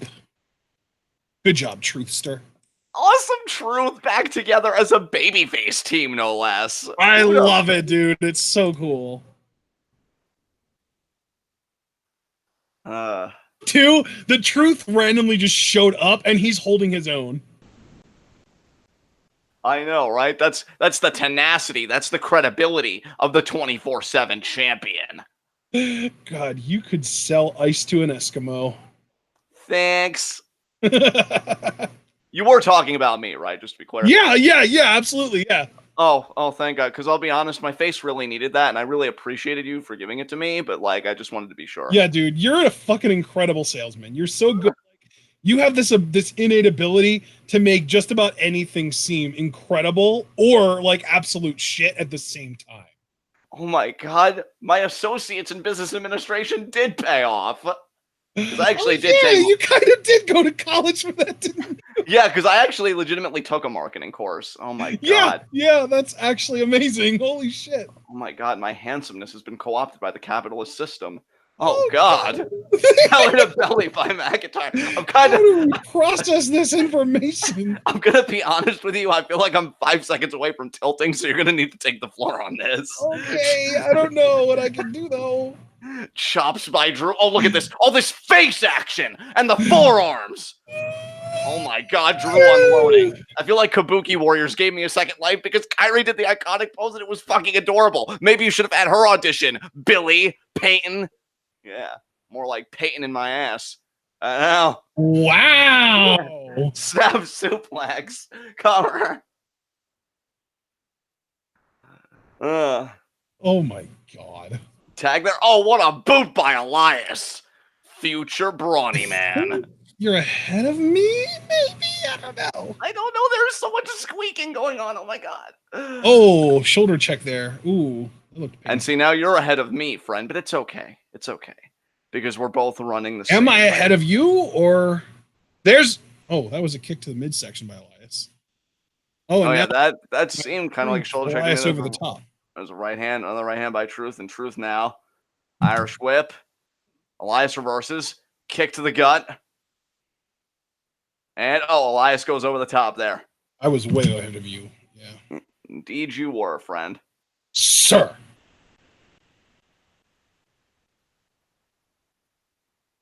This has been a way better episode of SmackDown than last week, by the way. So true. And I give your face at least 60% of the credit. So awesomely true. Oh, shit. Oh, wow. I like how it just saunters off. Pin 1, 2, and that's it. Truth's done. Still ahead of me, friend, and wow. But is Elias 24/7 champion? No. It was actually like within the confines of an official match. If you would pin him again now, he would be. What the fuck? All these people scrambling out. Chasing Truth again. What the hell? Oh, Shelton actually grabbed the title, but you have to still like win it, Shelton. Yeah, this isn't like how the inaugural much faster than everyone. Yeah, this isn't like the inaugural 24/7 championship match where you just had to claim the title to win it. You actually have to pin the champion now. Yeah. Eyebrows Ref is explaining that. And Truth got it, and he's off. Go Truth, go! Go Truth, go! Go Truth, go! Oh my god. But now Miz is in a handicap match. Damn it. Yeah, he Roman- basically is. I mean, at Roman- least they've all been kind of worn down, but so has Miz. So, like, what good is it? Yeah. Like, that Awesome Truth reunion kind of sucked ass, Miz. Kind of like your dad. I think he's aware because of the ass beating that he's about to receive. He's about to beat him like he stole something. Get beat like he stole something. Oh, God. Also a true statement. So how are you doing, friend? I'm quite well. How is your face? It's pretty fantastic after finally seeing Kyrie on the product. I know, I can tell. It's actually amazing to me how little it takes to satiate you. Oh, I know. See, I'm not that difficult. I'm just a raging bitch. And You're so easy to please when it comes to little things like that. I know.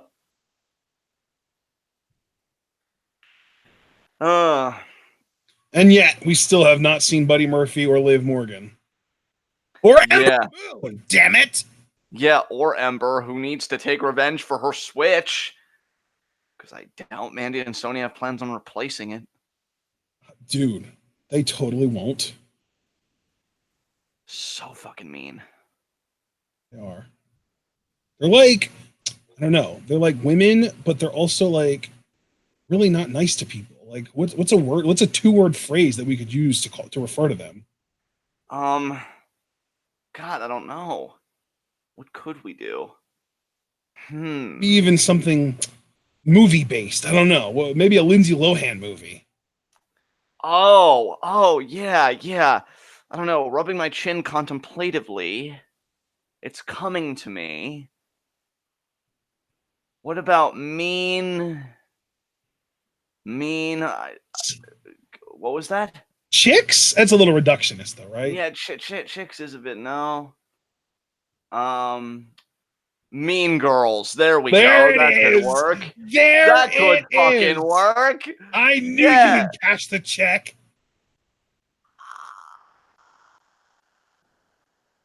I never stop believing. Oh my God, Wes, you actually hate something? Oh, actually, you hate it for legitimate reasons. Oh, wow, sorry. I was going to dogpile, and then I read the rationale, and I'm like, oh, no, I'm not touching that with a 10-foot pole. And no! Drew gets sidestepped.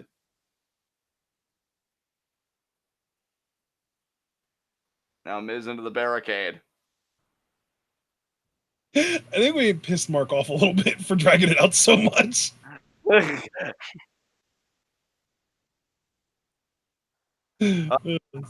Oh, boot right to those ribs. God, Bestie, they're being so mean to Elias. This isn't fair. Golly. Yeah, Drew seems to be in rough shape, too. You know, they keep giving Miz these teases lately as a babyface. If I had more hope in this company, I'd say that we're building him up towards something. Because between it coming down to him and Ricochet and that fatal 5-way for the U.S. title, him having that great promo about creating Shane and constantly being in these situations, I don't know. Maybe he is the new Daniel Bryan, and maybe he will become a world champion at SummerSlam, actually. You never know, but I have my doubts. Knees again to Elias.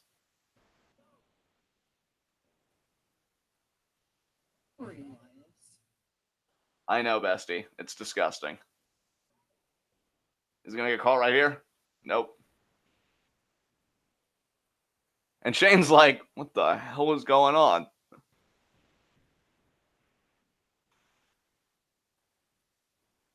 Look at the resilience of Elias. That's why he's a former two-time 24/7 champion.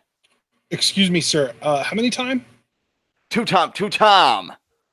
Well, oh, wow. I am so sorry, Elias. You deserve better. Did you just squeal a little? I did. A little one popped out. I'm kicked to the chest. A little one popped out. You make it sound like a squeal is a fucking fart. Oh my god. Oh, there was another one. I heard it. It was a tiny one. And goofy shit, you. Powerbomb. No. Oh, this is going to be it right here.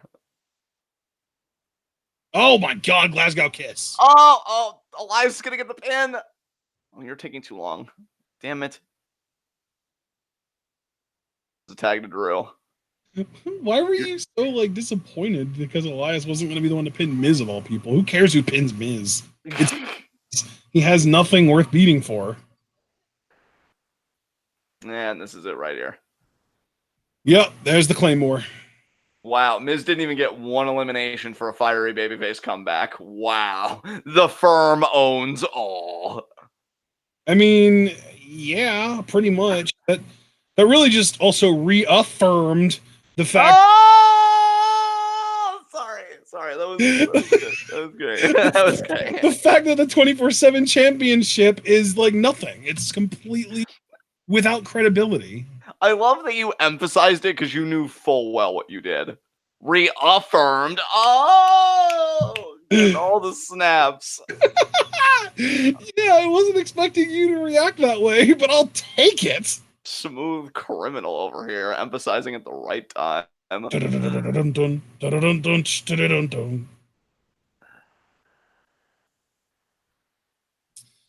So how we doing? We're doing all right. Oh, is that all? I mean, I'm still feeling pretty ecstatic, but I think the Kyrie high is starting to wear off just a tad. Oh, okay. We probably want to get this show on the road. Get this show on the road, Dubs. Kidko Eat saying, this wouldn't be as bad if they actually gave the faction a name and a clear direction. That's why we exist. To improve the quality of the product when they don't have the means to, or the will. The means? How about the willingness? Yeah, that's why I corrected my own face. It's a rare project. You know what? Your face never needs corrected, sir. Oh my god. You just got so bashful. I know. Oh my god. If I wasn't shirtless, I'd hide my face in my own shirt. But you can't because you don't have one on. Oh my god. I'm just gonna cover my face. You goofy shit. My stream did go down, by the way. Yeah, so did mine. Whatever. Maybe it was a kindness. We don't know, friend. I'm ready to switch over to timeline, I think. Wait, no, I think the stream just came back up, actually. Oh my god. Yep, it did. We're good. We're rocked. Cock, lock, and ready to rock! Oh, look, it's Tom. El Tomas. Oh my god. Mine froze, and the three of them are just making the worst faces. Corey's looking off to the side like, oh, is that so, Thomas? And Byron's just looking at me like he's ready to fuck me up. Like he's just one bad day away from snapping on everybody. He really does have that look on his face, doesn't he? Oh, Ember! Yay! Oh, but she's in street clothes. And there's Carmella.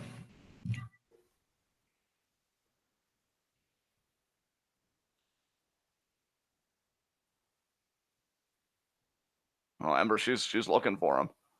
Why is she wearing street clothes and not gear to wrestle in? Because she ain't wrestling tonight, I guess. Fuck. All these bitches.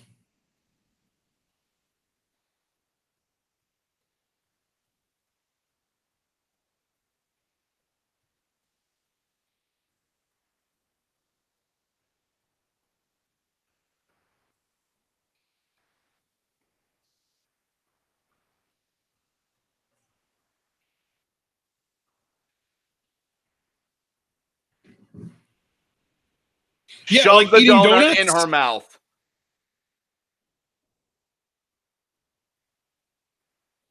Oh my God. Yes! Yes! Yes! Oh. Wow! Come on, girl! Yeah, assert yourself. Do it for the Switch. Oh my God.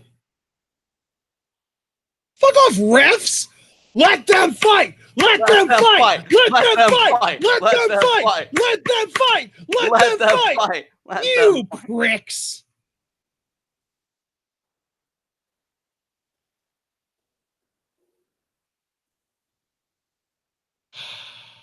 So I guess that's a cupcake and a brownie for you, WWE. Well done. It is an improvement. I have She to give didn't you rip credit. Mandy's face off. The fight was with Sonya. Yeah, that's true. You get half a brownie, WWE. Half. Be grateful for my generosity. Right? I get the other half, right? Oh, dude, your face gets its own tray of brownies for being magnificent. Oh my God, listen to you. I mean, I don't eat brownies very often, but they're still like probably my favorite dessert food. I mean, and for you, I was gonna make them double chocolate chip, unless you thought that would be excessive. Oh my god. Love That's you. that's fine. Like I said, I don't eat them often, so like you give me the tray, and I might get through half of it before they go bad. There you go. Ah.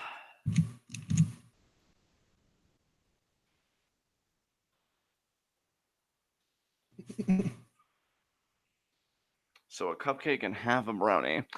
We'll see if you ever get those cookies one day, WWE, if you put Liv Morgan or Buddy Murphy on the show. But Dude, how are you going to bring Buddy Murphy up and do literally nothing with him for 2+ months?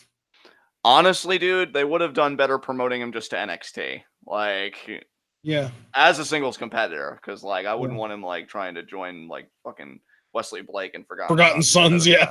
Like I like Forgotten Sons, but even I can say that Buddy Murphy is better than that. So, Well, I'm glad we at least agree on that, even if it's not for necessarily the same reasons.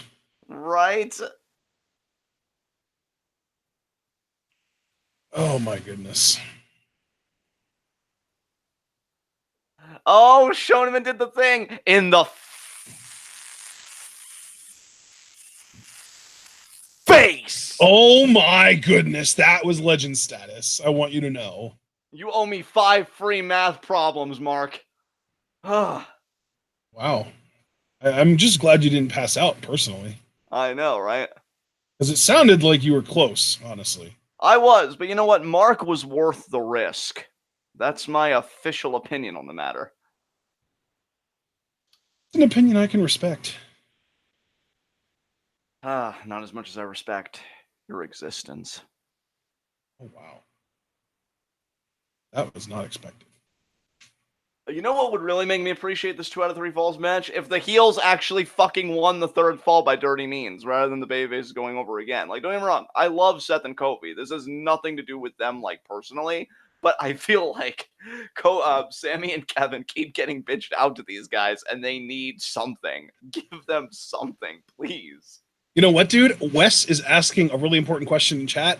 Are these regular brownies or RVD brownies? And it gave me a perfect solution for our situation. Oh. Well, since you said that you were going to send me a whole tray of brownies, and I won't get through more than half of the brownies in the time that it takes for them to expire, you could make a full tray of brownies, but put can of butter in half of them and regular butter in the other half, so I can have the regular half and my mom can use the CBD half. That does seem like an intelligent plan. And then none of them would go to waste because we would actually get through all of them in the time it takes for them to expire. All right, approved. Yeah. Score. Did you hear her? What'd she say? Sounds good to me. She's precious. Yeah, if Kyrie wasn't on the show again, I would have just relied on your adorableness, bestie, and it probably would have gotten me through it. Did you hear? Thankfully, I don't have to sap that energy drive. She can't hear you, John. Oh. Talking to the void again as per usual. She's just in the kitchen. She's not that far away, but we have our fan on, so it's harder to hear. Damn. The irony. Stopped by a fan when all I wanted to do was be a fan of her. Damn. There's something poetic about that, though. At least it wasn't in vain. Dragon X90 USA Network, stop giving total scrubs their own shows. I hate the saturation of reality television in 2019. Like, I don't complain about it much because I don't watch it and I'm not forced to watch it like in Jersey when it would just be like randomly on TVs when I would be like eating or something. But yeah, it's just, man. So many networks that were originally about one thing saw how quickly reality TV sells and they're like, no, we do that now. It's kind of sad. Yeah, the deepest irony is that it was the Learning Channel that started the whole thing. The fucking Learning Channel. It's like that Shameless or The Bar, whatever episode it was of South Park when fucking Cartman and what was her name? The fat little girl, I forget her name. Oh, Honey Boo Boo, yeah. Honey Boo Boo, yeah, when they got into a fight and like fucking James Cameron had to raise the literal bar.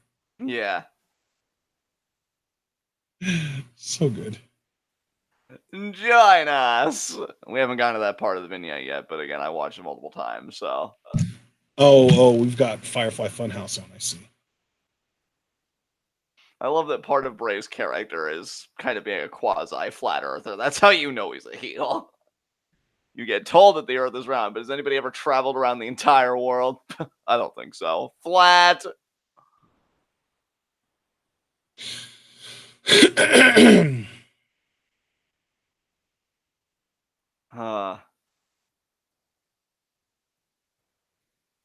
Never has to end.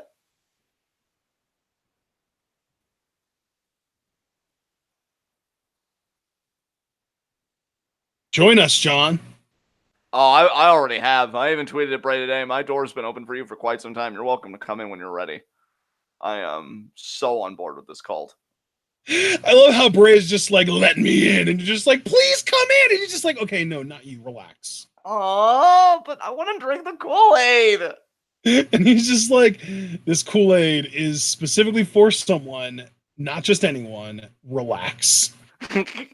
Fine, but I still want you to beat Seth at SummerSlam. Maybe. Let's not count on my booking being that swell. Yeah. I've just got out of vignette territory. Let's cool it a little bit. Yeah. He probably would talk like that too. Do the muscle man dance. Yeah. Wes, are you fucking serious? Don't say shit like that if it isn't true. No, he's just joking because I joked about Bray being flat Earth, and so obviously he made the association with the Gordon. That's clearly a joke. Oh Christ! I didn't sorry. Even something about Bray Wyatt being flat Earth. Yeah, I'm sorry he played with their emotions like that. To be fair, that was not my intention at all, and I think you know that. Yeah. I'm so ready to see who's gonna attack first. Now these seems to be out of the funhouse. Oh, truth. Oh, there's Carmella. There we go.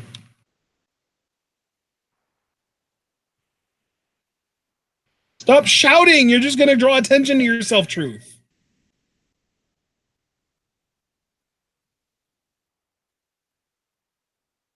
WWE doesn't pay their employees. Mini-Me Carmella, what? Oh, Drake Maverick. Oh, elbow. Oh, the back elbow. Oh, Drake. Drake finally did it. 1, 2, 3. He got it. And he's going to drive himself in that like Cadillac. I'm the champion. I'm the champion. Wait, does that mean he's going to lose it to someone on 205 tonight? I bet he does. He's probably going to lose it back to Truth on 205 Live. Yeah, that's possible too. Truth's going to be a 5-time 24/7 champion. Setting records, baby.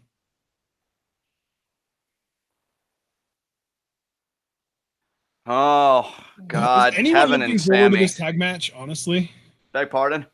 Is anyone looking forward to this tag match? Honestly, I'm not. I'm not, because, like, you've got 4 insanely talented guys, and I cannot stress this enough, but when we talk about the booking, and that's what I want to stress, the heel team, the opposition, has no credibility. Kevin has lost to Kofi in singles matches twice. Sammy the same way. Sammy lost to Seth recently. I feel like he's had many negative interactions. Kevin Owens beat Seth by disqualification, but that was only because Seth or Sammy was referee. In the context of the match, he was beat like dead to rights after a curb stop. You know, they're weak heels, and I hate it because they're both so good, but it's just God. I really just want Stomping Ground to end, and I hope Extreme Rules is better, dude. I really do. Yeah, I'm pretty confident it will be. It's like a natural regression to the mean. Like when WWE is this fucking bad, there's literally nowhere for it to go but up. Right. And then SummerSlam's the big one. Like, I really want a great SummerSlam this year. I'm rooting for it, you know? Yeah. Damn. I think the only downside is that, like, you've gotten your hopes up so high that I don't know if it's going to be able to live up to it, even if it is a decent show. I mean, granted, my SummerSlam expectations aren't nearly as high as G1. Well, G1 is really high, but I'm talking about like Money in the Bank. Money in the Bank, like how high that was, because you know how insanely fucking hyped I was. And that's the thing too, is that was such a good show until the final 3 minutes or 5 minutes or whatever it was. Yeah. Oh my God. Could have had a home run. But could have had a home run, and then you decided to fucking hit a double and try to steal home and got thrown out, and you just fucked it all up for yourself. And the thing is, Stomping Ground, like as a show, isolated from the rest of the product, is it going to be the worst show WWE's ever produced? Probably not. Probably the furthest thing from it. It may even be a good show. It sucks because we've had shows like that before. You know, where the television that preceded it was like god awful, but then the show was actually good, at times even great. It just sucks that like I can't get hyped because I'm just not invested. Like my biggest investment right now easily is G1 Climax 29, which is huge because as I told you recently in a conversation, in prior G1s, I was more interested, like invested in just like the concept itself, like the mechanism of who's going to win and who's going to go to Wrestle Kingdom. But, Right. or as you said more succinctly, in prior years, I was more interested in the result. This year, I'm totally invested in the process. Like these fucking block matches are going to be insane. So yeah, and I know fans are kind of dumping on New Japan right now with all the stuff with Moxley coming out. You know, AEW, you know, kind of blocking them from doing New Japan US shows because AEW wanted a New Japan deal, and New Japan sticking by ROH, which, you know, to be, you know, even-handed with my criticism and everything, for as much as I love New Japan, I really do think they need to dump ROH. I think ROH is garbage. I feel like their best years have been behind them for quite some time. Maybe they'll have a resurgence one of these days, but today is not that day. ROH peaked in like 08, 09, somewhere around there. And but conversely, I don't know if I would have taken the AEW partnership though. Like if I was New Japan, I would have cut ROH loose because like that Madison Square Garden show we did together, I would have just thought to myself, like, we made that show happen. You know, the New Japan side definitely carried its end, whereas ROH just seemed to be really like fucking around. But I don't know if I take the AEW deal because like they've got a lot of hype right now. They're very hot, but I'd be tentative until I saw if like TNT would be a proven commodity for them or not. Like if their television product actually, you know, followed through and carried itself well.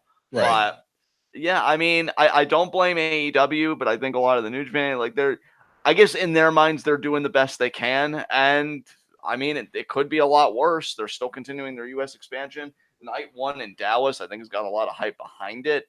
I hope they do well, and we'll just have to see. But yeah, I mean, just from a business standpoint, things are about to get fucking crazy because we've just got so many sharks in the water at this point.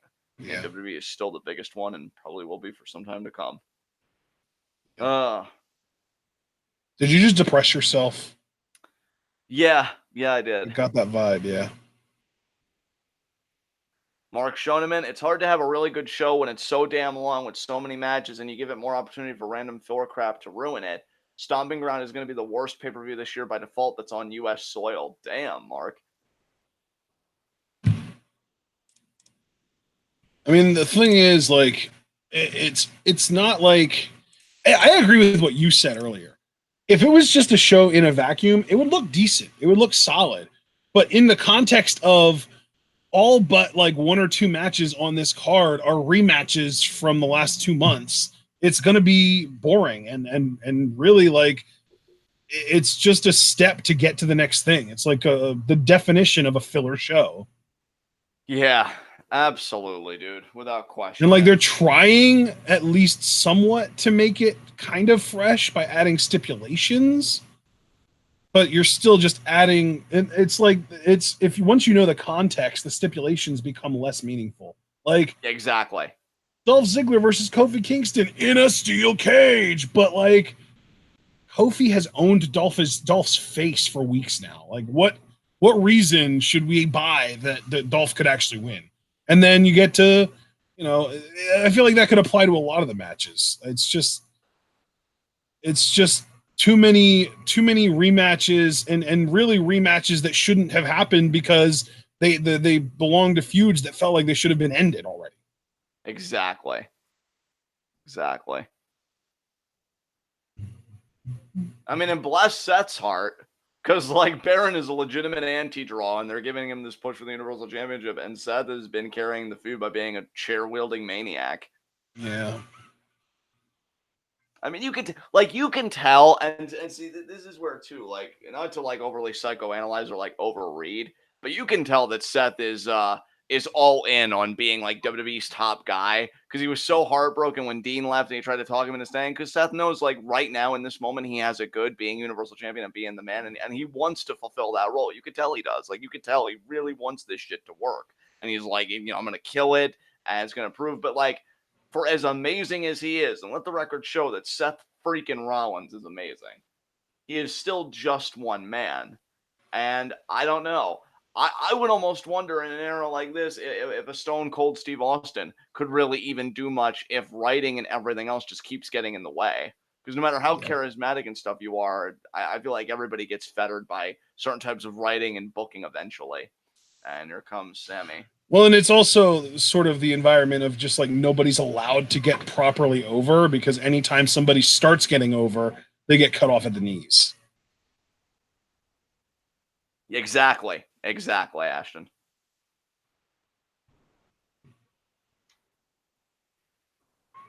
I mean, look at Sammy as he's making his way to the ring, right? This guy was getting such heat and delivering his promos so masterfully, especially if we're to be believed that he was, kind of, Vince McMahon's puppet, in the sense of like, these are Vince's sentiments and I'm conveying them. And he did it so well. He got his own hometown of like Quebec to fucking turn on him. Yeah. Amazing. But you see where we are with it. Like, he got one WWE Championship match in a triple threat. I think it was him versus Kobe versus AJ. That's right. Because it was leading up to Kobe versus Kevin at Money in the Bank. Ate the pin there. I think he lost to Kofi in another non-title match. Lost to Seth Rollins. This guy should be in the main event picture.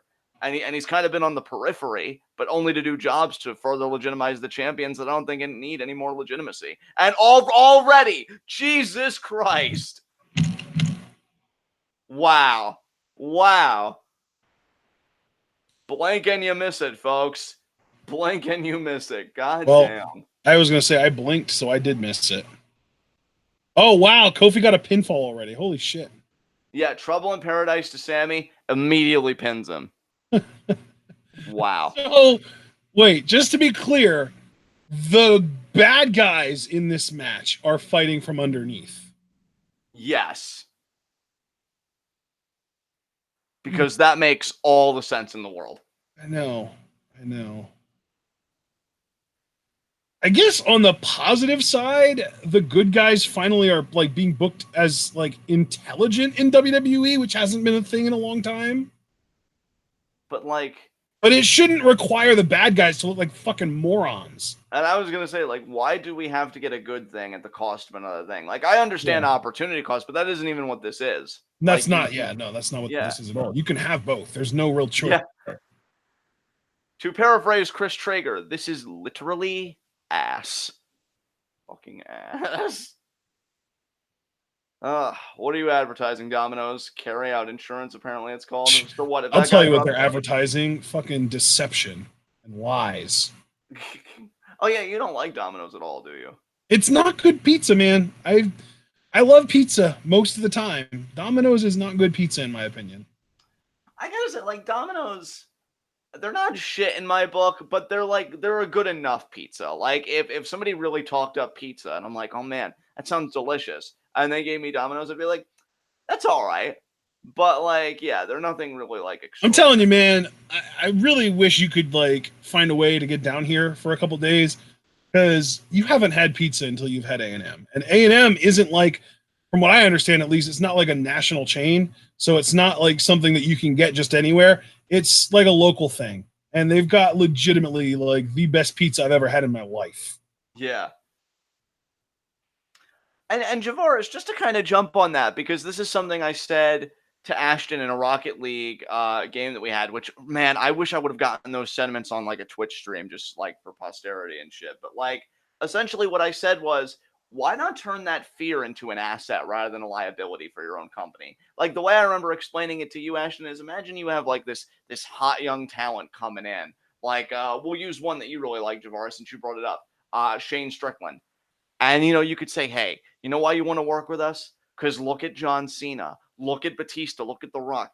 If you really put your back into this, and we promise you, we're behind you, the machine is behind you, and you knock it out of the park, You can have such a great life after WWE when you don't want to wrestle anymore. You could do movies, you could do TV, you could do game shows, you could do whatever you want. Hell, if you wanted to do philanthropy, WWE's got its ambassadors. You can still be an ambassador for the company if you want to do it with us, or go off and do your own thing.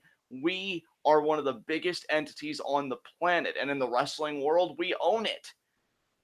Give us your best, and you'll get the best out of us. Like, why, instead of being so like, oh, I can't create any more stars because they'll just leave me like everybody else, why not sell that? Like, look at what these guys were able to do because of our machine. We can do the same for you, but it's going to take a lot of work.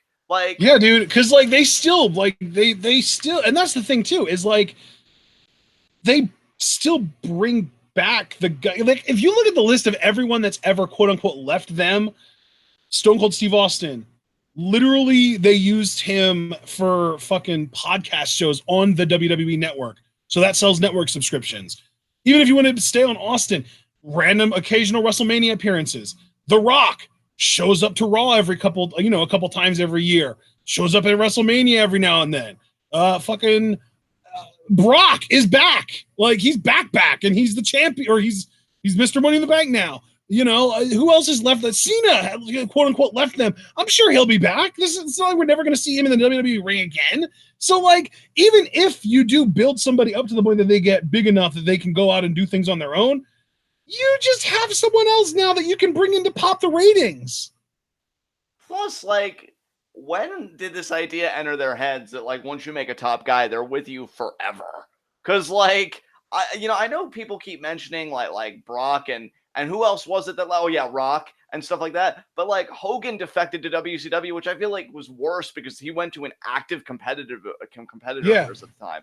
Like, that was so much worse than anything that Rock or Brock did, because, like, yeah, well, you pushed Brock to the fucking moon. That's your own fault. And he just wanted to go and do something else. And Rock, at that point, you had him for at least several years. And, you tested the waters. You made a shit ton of money with him. Great job. Let him move on. Exactly. Like, don't act like this has never happened to you before. Because, again, I just used the Hogan example.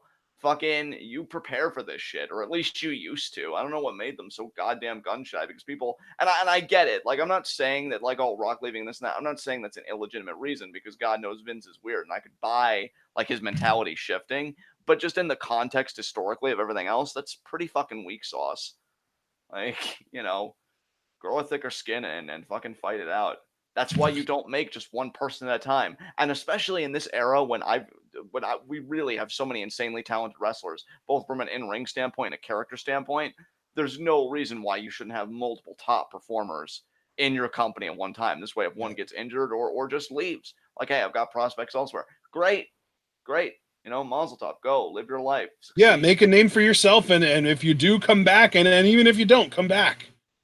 I mean, that's the thing, dude, because when we talk about, like, Vince stepping down, because I'm not going to get morbid or whatever, because we're having a serious conversation, but when we talk about him being out of the picture, which that's the way I'll put it, it's not just the man physically, it's just what he embodies and the culture that he embodies. I would really hope that when he leaves, a cultural shift also takes place, and it's a more positive and empowering work environment. Yeah, and it's not so much about, like, oh, you've got to prove yourself to me by standing up for yourself backstage or whatever. And it's more about just like, whoever gets the most over, you're the people that get the TV time. Congratulations. Yeah. And like, I love, and God knows, like, we're a part of this culture too, so I'm not absolving myself, but I'll go on, like, No DQ, and I'll, like, read the comments to certain articles. Like when Dean had his podcast highlights, I love people that are like, oh, he should just stick to the wrestling. Like, he doesn't know what he's talking about when he's like, the talent should control their own promos and stuff. And I'm like, he's been in this business longer than I've been watching. I'm assuming probably than that fan that commented was watching. No, he hasn't. He's been in this business for like 14 or 15 years. That's still longer than I've been watching, at least. That's You've been watching since like 2002 or 2003, haven't you? Actually, yeah, shit, that's 17 years. Okay, so damn. But still, though, he has enough experience in the business, which is more intimate than just, like, watching it on TV. Right. That I would lend some credence to what he's saying rather than just immediately brushing it off. But no. Let's give Vince the final say on everything. Hell, even me, like, I have all this fucking fire and stuff. I wouldn't want people to fucking listen to me when I'm, like, 70 or 80 or whatever. Because, like, I'm just going to be so detached from everything at that point. Like, my opinion wouldn't have any value. And Seth, blockbuster? Blockbuster. How much do you want to bet the babyfaces just win 2 straight falls? Yeah, I wouldn't be surprised. Isn't that what happened last night in the 2 out of 3 falls match? I feel like it was, yeah. I love how WWE's just like, we aren't burying our heels fast enough. We need to start doing it 2 matches at a time. But aren't villains compelling? Not anymore, damn it. New Day! Leg drop. Yeah. Get him, Kofi. Get him. Nice, Kofi. Nice. Clap, clap, clap. Clap, clap, clap. Clap, clap, clap. Sammy got a boot up this time, at least. He didn't get kicked in the face again. Oh, still ahead of me because I just saw the boot. Tell me when you see Kofi do the springboard moons crossbody. And he just executed it. There it is. Cover. 2. 2. And kick out. Kick out. Oh, don't worry, Kofi. You're already up 1 fall. You'll probably pin Sammy again here in a few minutes.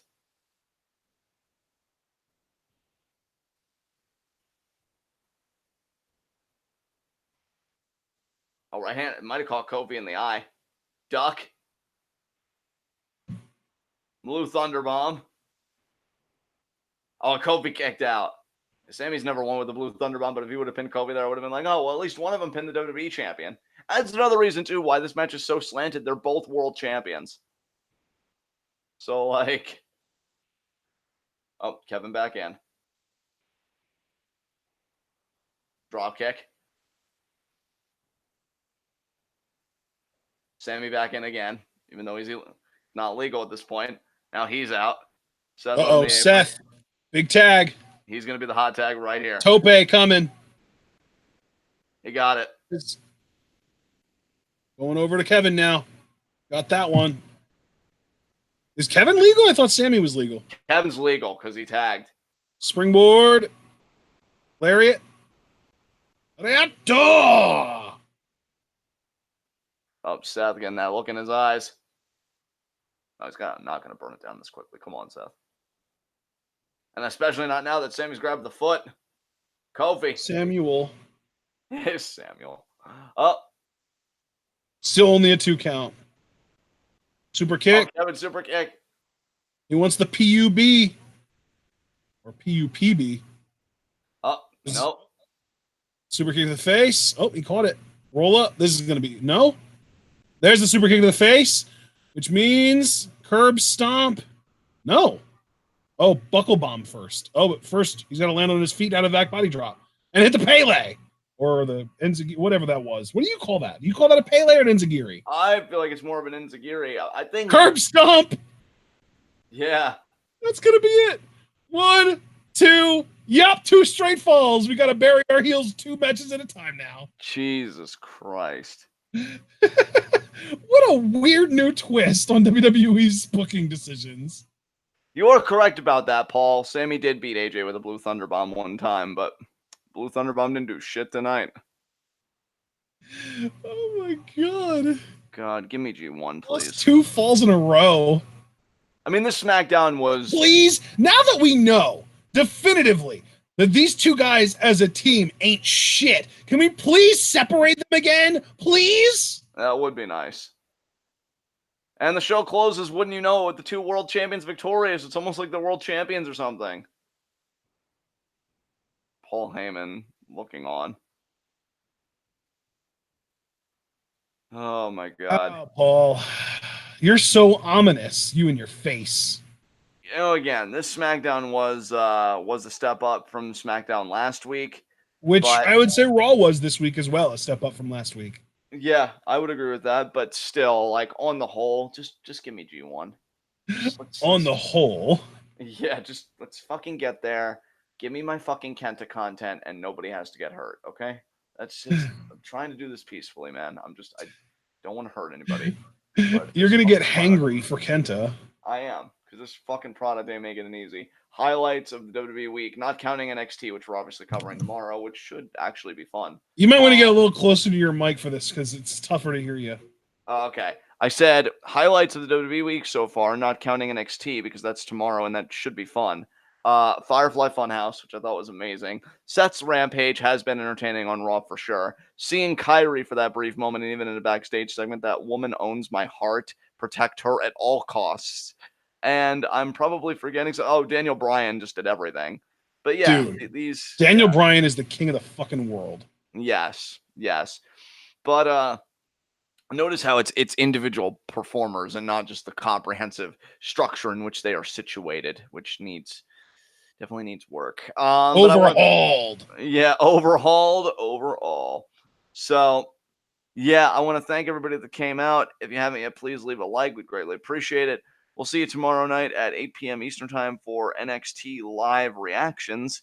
No idea what's happening on the show, but it should be a fun time. Why don't I look and see if I can find it? There you go, bud. Let's see. WWE NXT 619. Anything going on? Undisputed Champion. It's going to be a celebration with the Undisputed Era. Damian Priest debuting. And Xia Li versus Tainara Conchi. Well, see, there you go, guys. You already know that NXT is going to be the best show this week because Adam Cole's on it.